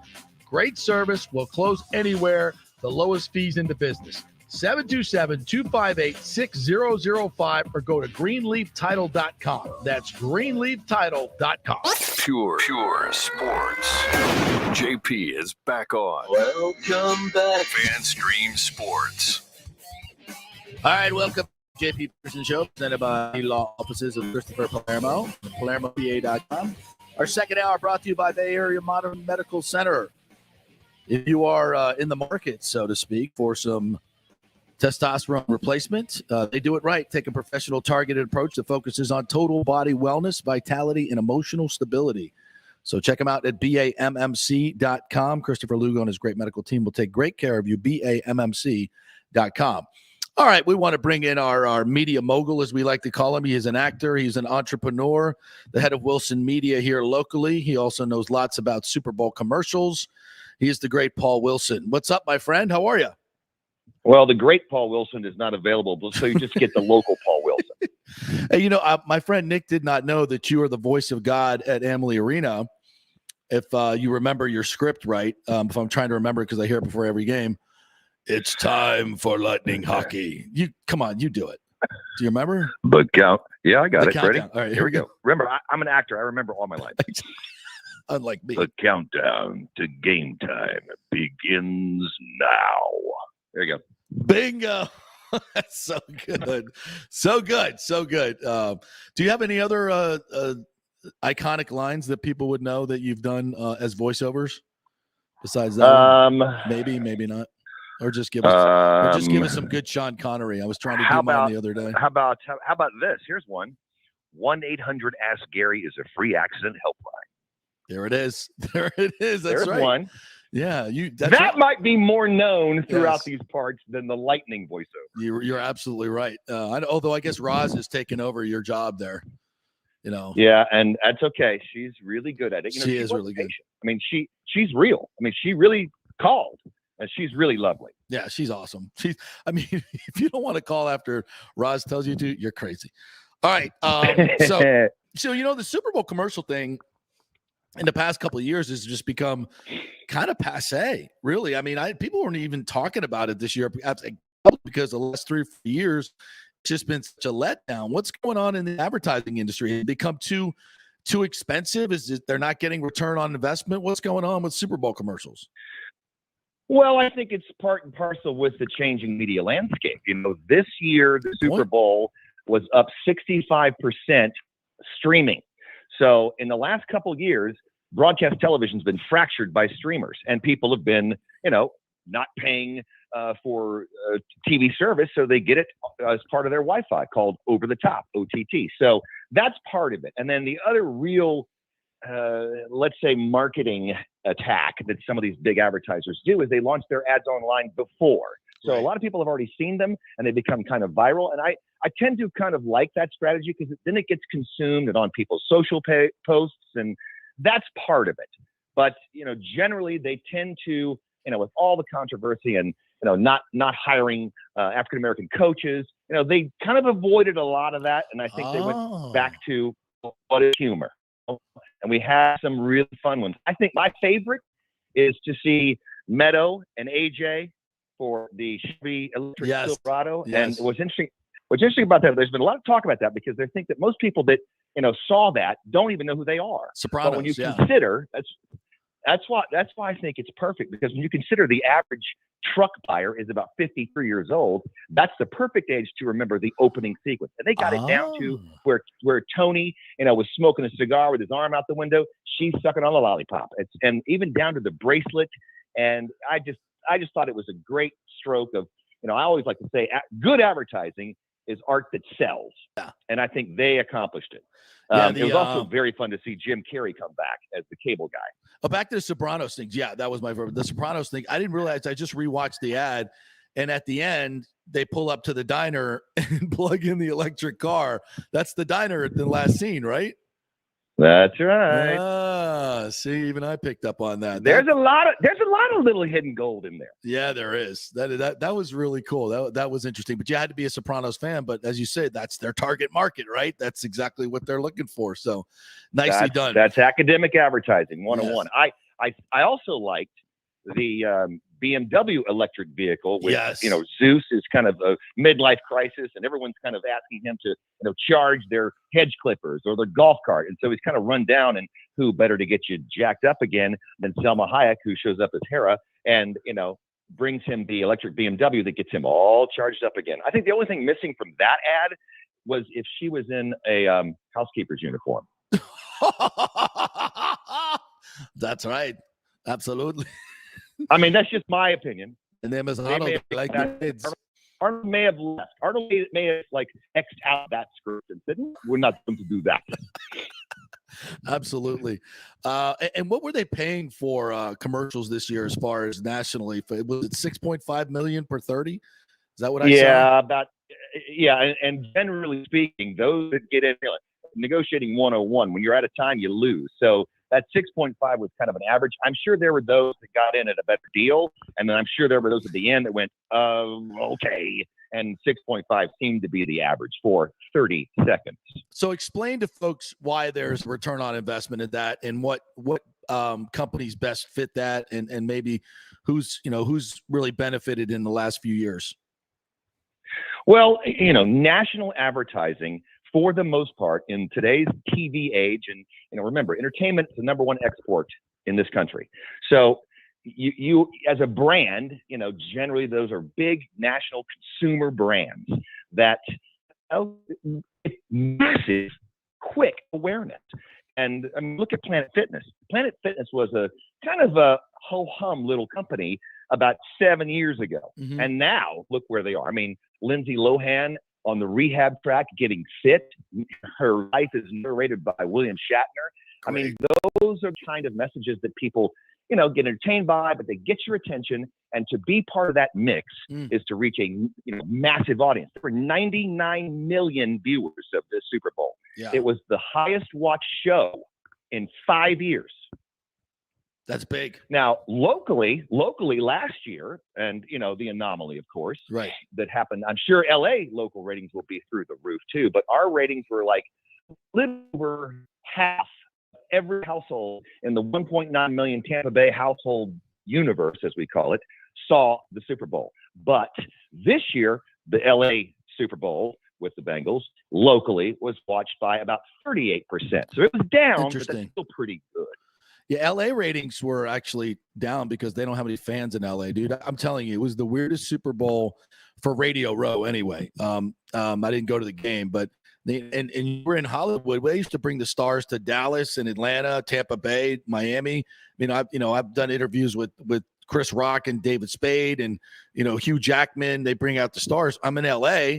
I'm thinking, boy, we're gonna get so many stars. It's gonna be awesome. There's nobody there. We saw Anthony Anderson walk through. That was about it. There were big football stars, but there weren't any Hollywood stars. I was shocked by that. Snoop didn't even show up at his event. I think it's the pandemic, candidly, and I think maybe next year we'll be back to Hollywood glitz and glamour, because all those parties and when we've had them here way back when, it's just out of control who you run into. And no shootings here as opposed to LA. Lots of shootings out there. Even better. And we don't burn buses when we win. You don't have to have a vaccine card to go to an outdoor parade either. My goodness. There you go. Hey, what about the halftime show? I was supposed to do an event with Snoop, and it was his event, the Wounded Warriors football game against the NFL alumni. Kurt Warner was there, and they all showed up. But Snoop was told, we were told at the event that NBC nixed it because they didn't want him to be, possibly get a positive COVID test and be out of the Super Bowl. Like that would be bad. I think the real answer was they wanted to sit on him until halftime. Yeah, I guess they didn't want to, productize him or fracture his huge brand and all of what he does for kids and out there. And then he's so beloved. Yes, he is. I think it was a network type going, no way. I don't want it anywhere except halftime. Yep. No, I agree. And I get it. I totally understand that. It's big money. There's a lot invested in that. And he does so much for the kids. Nobody's questioning, he didn't show up except me because I wanted a picture, just selfishly. But anyway, what'd you think of the halftime show? I thought it was great. I think it wasn't like didn't have like the spectacular boom of some others, but it was about the artists. It was about their music. And that's okay with me. I think that's great. It's the way it should be. I think it was very Los Angeles centric. It showed part of that community and part of that culture where that form of music and art was really birthed. I mean, I love seeing a doctor without a mask. I mean, the doctor, by the way. But I loved it. Mary J., I loved every part of it. And, I thought it really brought the community together as a whole, nationwide, or those that were watching it. But certainly it was reflective of Los Angeles. So I enjoyed every single part of it. Yeah, I did too. Was there like a moment that was your favorite? I just like when Dre sat down at the piano. I think seeing 50 Cent upside down was fun. Yeah, indeed. Inflation, he's gotten a little bigger. Curtis is jacked. Yeah, yes. Look at him. Is he working out with Simeon Rice? He might be. But I love the when Dre sat down at the piano and just hit those iconic melody, those iconic notes. Of course. Yeah, that was. I mean, chills. Chills. Yes, chills. Exactly. And did you hear Snoop smoked a blunt before he went out? No. He would never. He would never do that.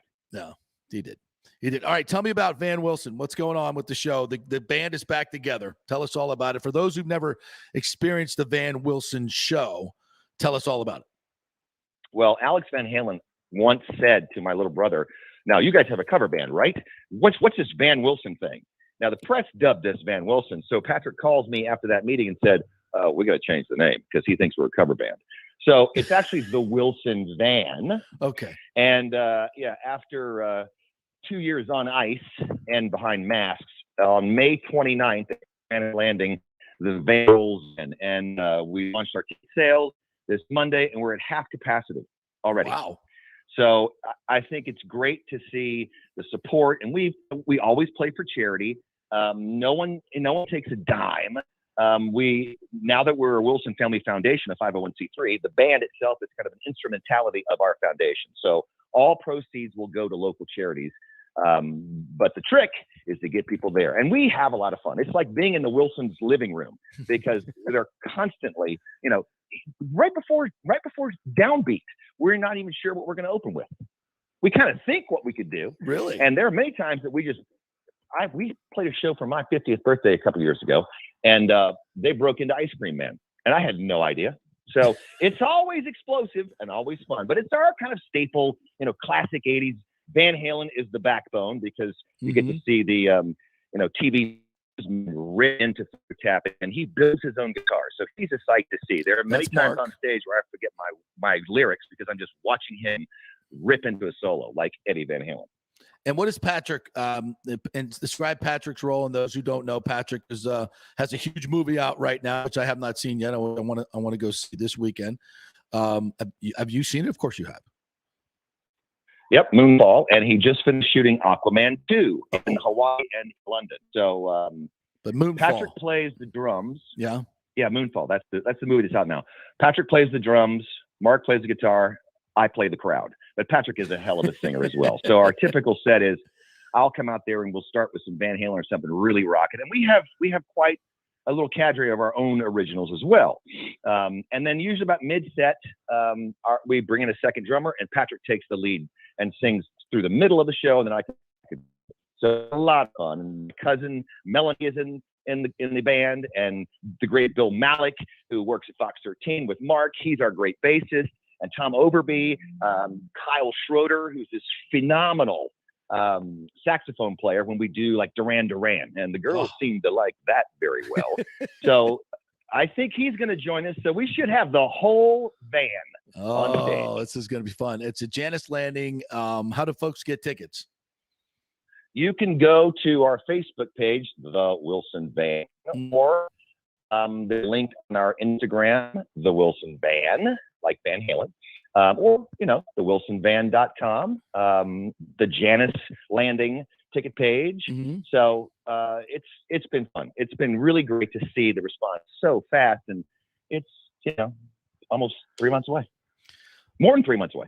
Cannot wait. It's going to be fun. And we're also going to. Do you know the charity yet that you're going to be? Well, I mean, we're years ago, we would just kind of take the money and hand it off somewhere, which the IRS said, you really shouldn't be doing that. So form your own 501c3 and then write the checks to multiple charities through your foundation. So that's what we do. Retweet that, Adam. Nick's going to retweet your information out for those who can follow it on Twitter there and get everything they need. All right, my friend, cannot wait. It's going to be fun watching that. Shay will be home. My daughter, by the way, she cut her first song video at Beaumont this week.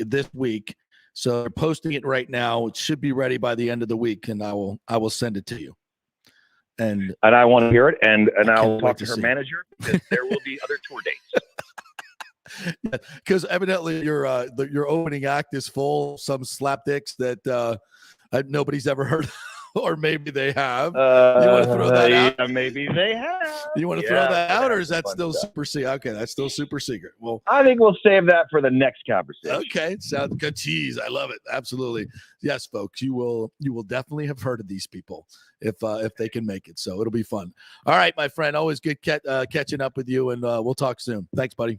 You guys keep doing it. You're great. Thank you. The great Paul Wilson, actor, entrepreneur, Wilson Media superstar. Right there. Always fun to chat with him. $6.5 million for one 30-second spot. That's big money. That's big money. Of course, they got a lot of salaries to pay there. All right. Take a break. And when we come back, we will hit a little USFL knowledge. That's right. The USFL is coming to Tampa. The Bandits are back. Kind of psyched about this. And a couple other little nuggets for you as well.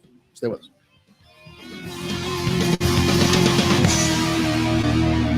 Homeowners, listen up. Property values have risen in the Tampa Bay area to record levels, some up to 24% in 1 year.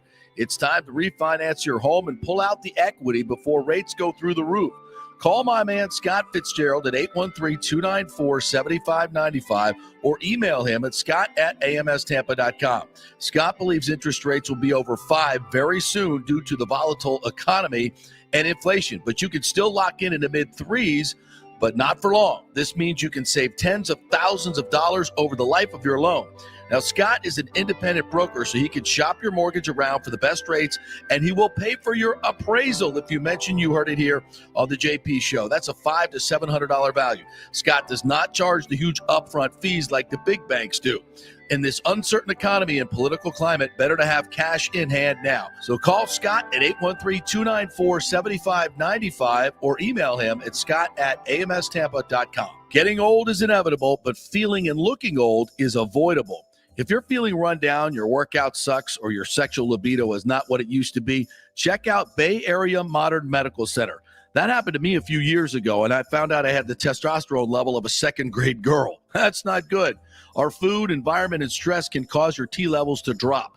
Bay Area Modern Medical Center can help, and they are different. They offer customized hormone replacement for both men and women. Christopher Lugo and his medical staff can help you restore your energy, your sex drive, and your feelings of well-being. It was a total game changer for me. I have way more energy, lost 30 pounds, and I'm performing better in all areas of my life. Nobody wants to talk about sexual health, but it's key to a balanced life. We offer discreet treatments with real-world results. So if you're suffering from a lack of interest in sex, ED, or lack of sexual stamina, Dr. Lugo and his staff can help. Take your health care to the next level at Bay Area Modern Medical Center, 844-977-3477 or BAMMC.com. The PGA Tour's Valspar Championship is back in March in 2022, March 14th through the 20th, right in the middle of the best weather of the year and the last stop on the Florida swing. The Valspar has become one of the must-do events on the Tampa Bay sports and social calendar, so get your best tickets before they sell out. The game's biggest stars love the Copperhead course at Innisbrook. Last year, we saw Dustin Johnson, Justin Thomas, Jordan Spieth. Wow, the crowds, and another star-studded field is expected again this year. Sam Burns took the title and will defend again at the Copperhead.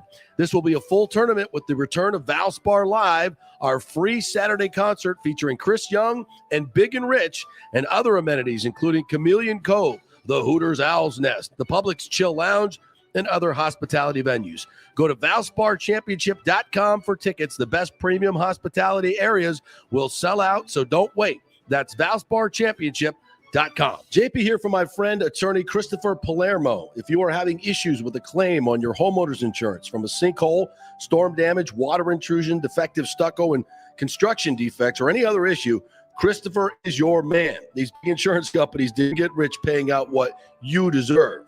Chris founded his practice in 2009 with a passion to help all Floridians with disputes where they were forced to take on the powerful and needed a champion in their corner. Chris wants to make sure you will receive the most aggressive and compassionate representations. He has recovered millions in settlements on behalf of his clients facing defective stucco damage and other construction issues. So call Chris, mention the JP Show, and he will give you a free consultation. That's 813-221-5636, or go to PalermoPA.com. He's a fifth-generation Tampanian, graduate of Jesuit High School and the University of Florida, and he cares deeply about you and the community. That's 221-5636 or PalermoPA.com. Are you selling your home or refinancing? JP here for Greenleaf Title. You choose the title company, not the realtor, and it makes a difference. You want a reputable company that will make sure your title is safe and secure. There are a lot of scammers out there right now, so go with a trusted company like Greenleaf Title. Plus, they will close anywhere, folks, and they will send a limo to pick you up to come to the closing. Yep, the great JP Limo Closing is back. All you got to do is give them a call at 727-258-6005 or go to greenleaftitle.com. We'll set up the limo for you. They'll come pick you up. Heck, we even picked up one couple, took them to Black Rock Restaurant, one of our favorite advertisers, and then to the closing. That's how they do it at Greenleaf Title. Great service. Will close anywhere. The lowest fees in the business. 727-258-6005 or go to greenleaftitle.com. That's greenleaftitle.com. Well, it's never been more important to support each other and support local businesses like Italiano Insurance that has been around for over 60 years, serving our community with great customer service and also giving back to our locals in need. Their Metropolitan Ministries Holiday Food Drive was another tremendous success this year. Why call a 1-800 number when you can call your trusted neighbor at Italiano Insurance who will save you money? In Boca Grande, 941-964-0400. That's 941-964-0400. Cryptocurrency is all the rage today. The market cap for the industry is now over $1 trillion. And you read about people making millions of dollars, right? You want to get in, but have no idea what to do? Or maybe you dabbled a bit and you want to unlock the real money-making opportunities and don't know how to do it. There are over 10,000 tokens and thousands of decentralized finance exchanges to navigate. So what do? You go to DeFiLava.com. The folks at DeFiLava.com are in Tampa Bay, and they work with you directly to set up custom accounts, answer all your questions, and provide market analysis. Decentralized finance and cryptocurrencies are here to stay and will change the financial markets as we know them. Get in the game. Get with the experts at DeFiLava.com and tell them JP sent you and get their free 2022 crypto market forecast today at DeFiLava.com. Don't get left behind, folks. Make some money at DeFiLava.com. Pure sports. JP is back on. Welcome back. FanStream Sports. All right, welcome back to the JP Peterson Show, brought to you by the law offices of Christopher Palermo, Palermo, PA. Our second hour brought to you by Bay Area Modern Medical Centers. Check them out if you're looking for a new general practitioner. I highly recommend them. They do things differently there. They look at your total body wellness and not just go see the doctor when you get sick. They keep you from getting sick. That's a pretty good idea. So check them out, Christopher Lugo and his great team over there at Bay Area Modern Medical Center, BAMMC.com. All right, so I don't know if we're having a news conference today for the USFL. The Bandits, they've released their new uniforms. We put it out on Twitter. A lot of folks love them and are looking forward to buying them, and I'm guessing attending the games as well. You just did a story on this for Outkick.com. They're revealing all the uniforms today, right? Is that what they're doing? Yeah, they're revealing all of them, one every single hour. Started this morning at 9 o'clock, I believe, or 8 o'clock rather, and going up till 3 till they get all laid out there. The Bandits were released, and they look strikingly similar to what you saw in the 80s back in the day. Beautiful. There was the stallion with the guy riding it, the masked man. Iconic logo. I'm glad they kept that iconic logo. Yes, absolutely, man. It matters to people. Yeah. It resonates. It does suck, though. Like, you can't really, unless you plan on going to Birmingham, you can't go to the games this year. That's the only thing. They're playing the first year is all going to be played at one location. I did not know that. Yeah. So we have no games at Raymond James Stadium? Not this year. Not this year. Oh, that's the only thing that kind of sucks. is a damper on it. Yeah. Why would they do that? I don't know. Maybe they just want to test year. I don't know. See how. I don't know. Guess it's a lot cheaper. It's a lot cheaper. A lot cheaper to do it that way than have all these stadiums rented out. And it's going to be at Birmingham there at the new stadium they just built. So it's going to be a really nice stadium, UAB Stadium. Okay. And then small venue, smaller, 45,000. So not too bad. And then I told you the playoffs and the championship are going to be played at Tom Benson Hall of Fame Stadium in Canton. See, first of all, who wants to take a trip to Birmingham? Birmingham is the armpit of America. It's awful. Hey, well, all tickets are $10. So it's not that expensive to go. I mean, I kind of want to go to a game. I kind of want to just take a little. I will say this: you find it with the Robert Trent Jones Golf Trail. Do you know about this? I don't know. Oh my God! In Alabama, they built these phenomenal golf courses with the pension money proceeds from, like, the teachers union, I guess, wanted to invest in something, so they invested in this, and they put all this money into it, and so they're completely overbuilt for what they charge, and they're phenomenal. There's like 6 or 7 of them. It's called the Robert Trent Jones Trail, and he designed all of them, and they're amazing golf courses. So you could go like for a week. It's a great summer trip, although it's hot as hell, and play these golf courses, and then go to a Bandits game, I guess, or go to a few games, I guess. Doesn't sound like a bad trip to me. No, very, very cheap. It would be very cheap. No, you can tell you that, because Alabama's very inexpensive. Yeah. So There's a reason for that, by the way. April 16th is the first game. And also a quick little nugget on that. It's going to be simulcasted on Fox and NBC. The first simulcast sporting event since Super Bowl I between 2 competing broadcasting networks. Interesting. So, very interesting. So it might do a monster rating on this one. So we put out the uniforms and got some reaction here. Kerry Vorbeek tweeted out, "Always loved the Bandits and Bandit ball back in the day. Went to all the home games and even traveled to a few road games with the team. Wow. Hope they get some good merchandise." Well, that looks like they are. Can't wait to see the roster, says ET, which will be basically XFL rosters, second tier pros between, they maybe haven't made teams. We'll know a lot of the quarterbacks. I think we'll know a lot of the quarterbacks. I think Kyle Trask has a better chance at starting for the Bandits than he does the Bucs next year. Ooh, ouch, babe. I always thought that if there was some developmental aspect to this second league that fed into the NFL teams, like, the Bandits have a relationship with the Bucs, and they could take all their practice players, practice squad players, and put them on there. And if they wanted, there would be some value certainly for Trask to get more starting reps, right?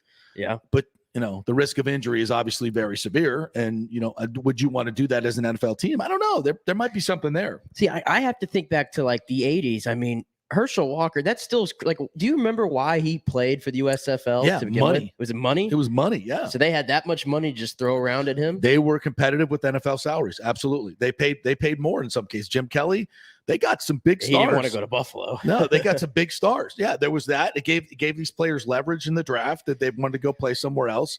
Herschel Walker was paid a crap ton of money. Some of these companies, gave personal services contracts for these guys. So if the league folded, they could still do promotions for whatever company, like Trump's company or whatever. So they're Doug Flutie. There was a lot of big stars. There were tons of them. Steve Young was in there too. Steve Young, yeah. They and of course trying to compete with the NFL was a bad idea, because it's very, very hard when it comes to stadiums and overall. Everybody has to have deep pockets to get things going, and not everybody did. So I don't know. I'm just like theorizing. I'm just spitballing here, speculating, which we love to do. That's what we do here. But would it be a bad idea for some of these free agent quarterbacks who we don't know if they would start in the NFL? Like, hey, Colin Kaepernick, go prove you can play. But I was gonna say, like, he don't want to play. He never has wanted to play, probably since he took a knee. No. But maybe even like a Teddy Bridgewater, like got the fringe starter, maybe not. Like, would some of these guys entertain it, you think? Because like I'm personally, like, I don't know how much, like, I see a lot of Bandits, quote unquote Bandits fans, I guess, saying like, oh, we want to see Quentin Flowers, like the Vipers. I don't know if I need to see that again, Yeah. I think I want to see some legit NFL talent in there, I think that's the only way, like, it's going to really be like, because at the end of the day, it's football. Yeah. And it's the product. Yeah. And I think you need some better talent there rather than just these guys who couldn't make it in the NFL. Interesting. Well, we'll see. I think this one has a chance to be much more successful. But like you said, the XFL was on their way. It wasn't for COVID. Yeah, I completely agree with that. There's another network that's getting some interesting press, Project Veritas. And they're the ones that go and do these hidden camera interviews and really find out some really, really good stuff. And they targeted ESPN for something that we all overtly knew was going on and exposed it for fact going on. And that is that ESPN made a conscious effort to go all in and become the face for Black Lives Matter movement. And again, this has been somewhat controversial, obviously, but BLM, the actual political group, the actual people that put this thing together, were self-avowed Marxists. And what I think we've all learned now is this is more about racial division than it is about supporting actual causes that help Black Americans. They raised $90 million and spent none of it to invest in urban youth in any way, give to HBCUs, give that money to help educate some of the less fortunate people in some of these downtrodden areas. Have done none of that.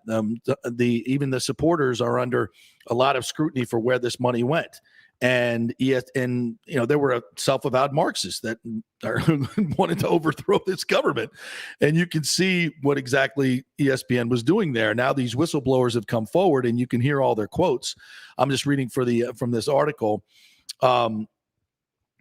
According to the video, ESPN whistleblower Trevor Adams, a former studio operator at ESPN, the network purposely aimed to become the face of Black Lives Matter. He added that while he was there, whites were routinely subjected to sneering treatment and targeted attacks simply for being white. Adams says ESPN even called the police on him. Check it out. Called the police on him for sending an email to colleagues questioning the network's strict coronavirus vaccine mandate. Are you kidding me? Adams said that before he left the network, he replied to the company about the vaccine mandate and discussed his concerns about the toxic work environment. But 2 days later, the police showed up at his door, telling him that his bosses felt he was a threat to others for expressing his opinion. Folks, do you understand how wrong that is? Now, this is an HR issue at best, but do you understand how wrong it is and for the police to say, why are the police coming to your door? Why are the police not saying he's broken no laws, shut the hell up? I mean, so now you can complain at the workplace about your treatment and a vaccine mandate that was dubbed unconstitutional, by the way, and they can send police to your home? Folks, do you understand how wrong that is? Do you get that? I mean, it's unbelievable. Surveillance footage outside of Adams' home shows local law enforcement arriving at the request of ESPN, which flagged him as a security threat 2 days after his email was sent. During the interaction with law enforcement, they confirmed they were sent by the company as a result of the email. Since when does the company get to decide if you've broken a law or not? Now, look, I understand, there are disgruntled employees that show certain things and come back and shoot up the place. We understand those things happen. I would guess that this person didn't display some type of erratic mental behavior that would actually trigger something like that. Sending an email with concerns about a vaccine, I mean, unless he was threatening violence, which clearly he was not. I mean, come on. And we don't know the whole Rachel Nichols thing. With Maria Taylor. Some other quotes from there. Adams was fired soon after he sent the email. Project Veritas also had a segment in which SEC reporter Alyssa Lang insists that she had been subject to blatantly racist shit because she is white. Her quote, just blatantly, like complaining to me that we have 3 white hosts. And I'm like, what do you want me to do? You want me to leave? Another clip shows a black employee agreeing that, quote, the racial shit happens in here all the time. Longtime ESPN anchor Max Schick says that the network is a global entity of forced thought.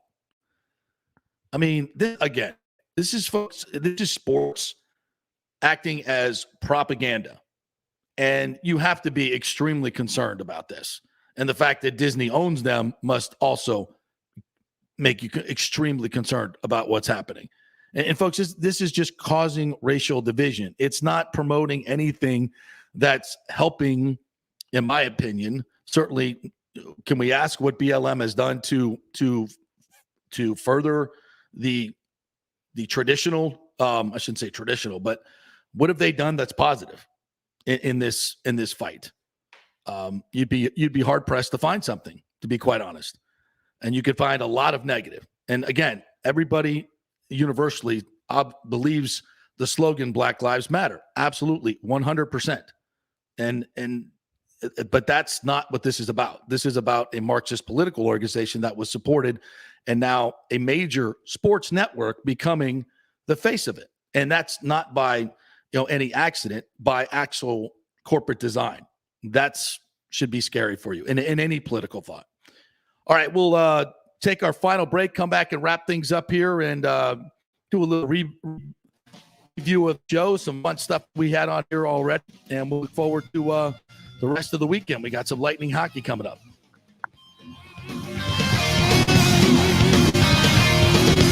Homeowners, listen up. Property values have risen in the Tampa Bay area to record levels, some up to 24% in 1 year. It's time to refinance your home and pull out the equity before rates go through the roof. Call my man Scott Fitzgerald at 813-294-7595 or email him at scott@amstampa.com. Scott believes interest rates will be over 5 very soon due to the volatile economy and inflation, but you can still lock in the mid-3s, but not for long. This means you can save tens of thousands of dollars over the life of your loan. Now, Scott is an independent broker, so he can shop your mortgage around for the best rates, and he will pay for your appraisal if you mention you heard it here on the JP Show. That's a $500 to $700 value. Scott does not charge the huge upfront fees like the big banks do. In this uncertain economy and political climate, better to have cash in hand now. So call Scott at 813-294-7595 or email him at scott@amstampa.com. Getting old is inevitable, but feeling and looking old is avoidable. If you're feeling run down, your workout sucks, or your sexual libido is not what it used to be, check out Bay Area Modern Medical Center. That happened to me a few years ago, and I found out I had the testosterone level of a second grade. That's not good. Our food, environment, and stress can cause your T levels to drop. Bay Area Modern Medical Center can help, and they are different. They offer customized hormone replacement for both men and women. Christopher Lugo and his medical staff can help you restore your energy, your sex drive, and your feelings of well-being. It was a total game changer for me. I have way more energy, lost 30 pounds, and I'm performing better in all areas of my life. Nobody wants to talk about sexual health, but it's key to a balanced life. We offer discreet treatments with real-world results. So if you're suffering from a lack of interest in sex, ED, or lack of sexual stamina, Dr. Lugo and his staff can help.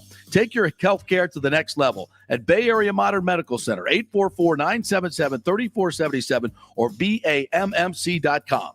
Pure sports. JP is back on. Welcome back. FanStream Sports. All right, welcome back. JP Peterson Show brought to you by great folks at the Golden Diamond Source. Valentine's Day has passed, but always a great time to go over to do some shopping. Got some great deals going on. It's like 5 jewelry stores in one, folks, over there. Easy parking, 15 minutes from downtown Tampa. If you're going over the Howard Franklin Bridge, it's right there on your left on Olbernson Road. Easy to get to. Always great to shop there. They make it like a family experience because it is. It's the Weintraub family. Julie and Steve Weintraub, been in business for decades there. You can trust them that you're going to get the best value and they're not going anywhere. If you buy a diamond online, folks, you have no idea what you're getting. And if you need to send it back, good luck with that. They got your money. And good luck with that. And at the Golden Diamond Source, you can bring your diamond back and upgrade it and get 100% of what you paid. I mean, that's unheard of. And they also have 0% financing for 5 years, so you can get a great big ring at a low cost on a monthly basis. So really, guys, you have no excuse when you say, I don't have the money to buy the ring. Yeah, you do. You got a job. You can pay by the month. And you can get a great ring. You will get a fantastic ring there, and you will be treated like friends and family because you are. And once you shop there, you'll go back time and time again because that's how they are at the Golden Diamond Source. 3800 Olmerton Road, always online at thegoldendiamondsource.com. Update, Ocala's Brittany Bowe wins bronze in the 1,000 meters at the Olympics. So congratulations to her. By the way, Camelia Valieva, the 15-year-old who was popped for a performance-enhancing drug, fell on her tuchus during her short program and was off the medal stand, so they were allowed to have a medal ceremony. That was nice. Michaela Schifrin, 5 individual races, no medals, 3 DNFs, having lots of problems with the snow out there, but she's not allowed to talk about it. And we got the Daytona duels coming up this week. We got NASCAR coming up, and evidently the supply chain is screwing up the racing as well. You just can't get away from it. You just can't get away from it. Also, we talked about at the beginning of the show, Tom Brady, the report out now from Mike Girardi at the NFL Network that he's spoken to a lot of the Foxborough people that are close to Tom Brady, and their overall message is he ain't done. He ain't done. So now Jimmy Garoppolo becomes a proven plausible option for the Bucs in post-Tom Brady era. Ain't nobody excited. That was obviously the headline in the Times, Joey Knight's article. Ain't nobody excited about Jimmy Garoppolo. Nobody excited about them except my co-host, Nick Geddes. So good luck with that. We want Russell Wilson is who we want. That's who we want. All right, our thanks to Chris Torello, who joined us today from Spectrum Sports 360. Always fun to chat with him.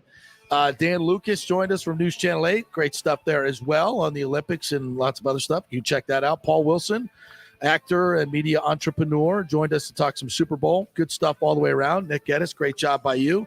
I screwed up plenty of times today, but that's normal. And I'll probably do it tomorrow. So tune in. We'll see you then.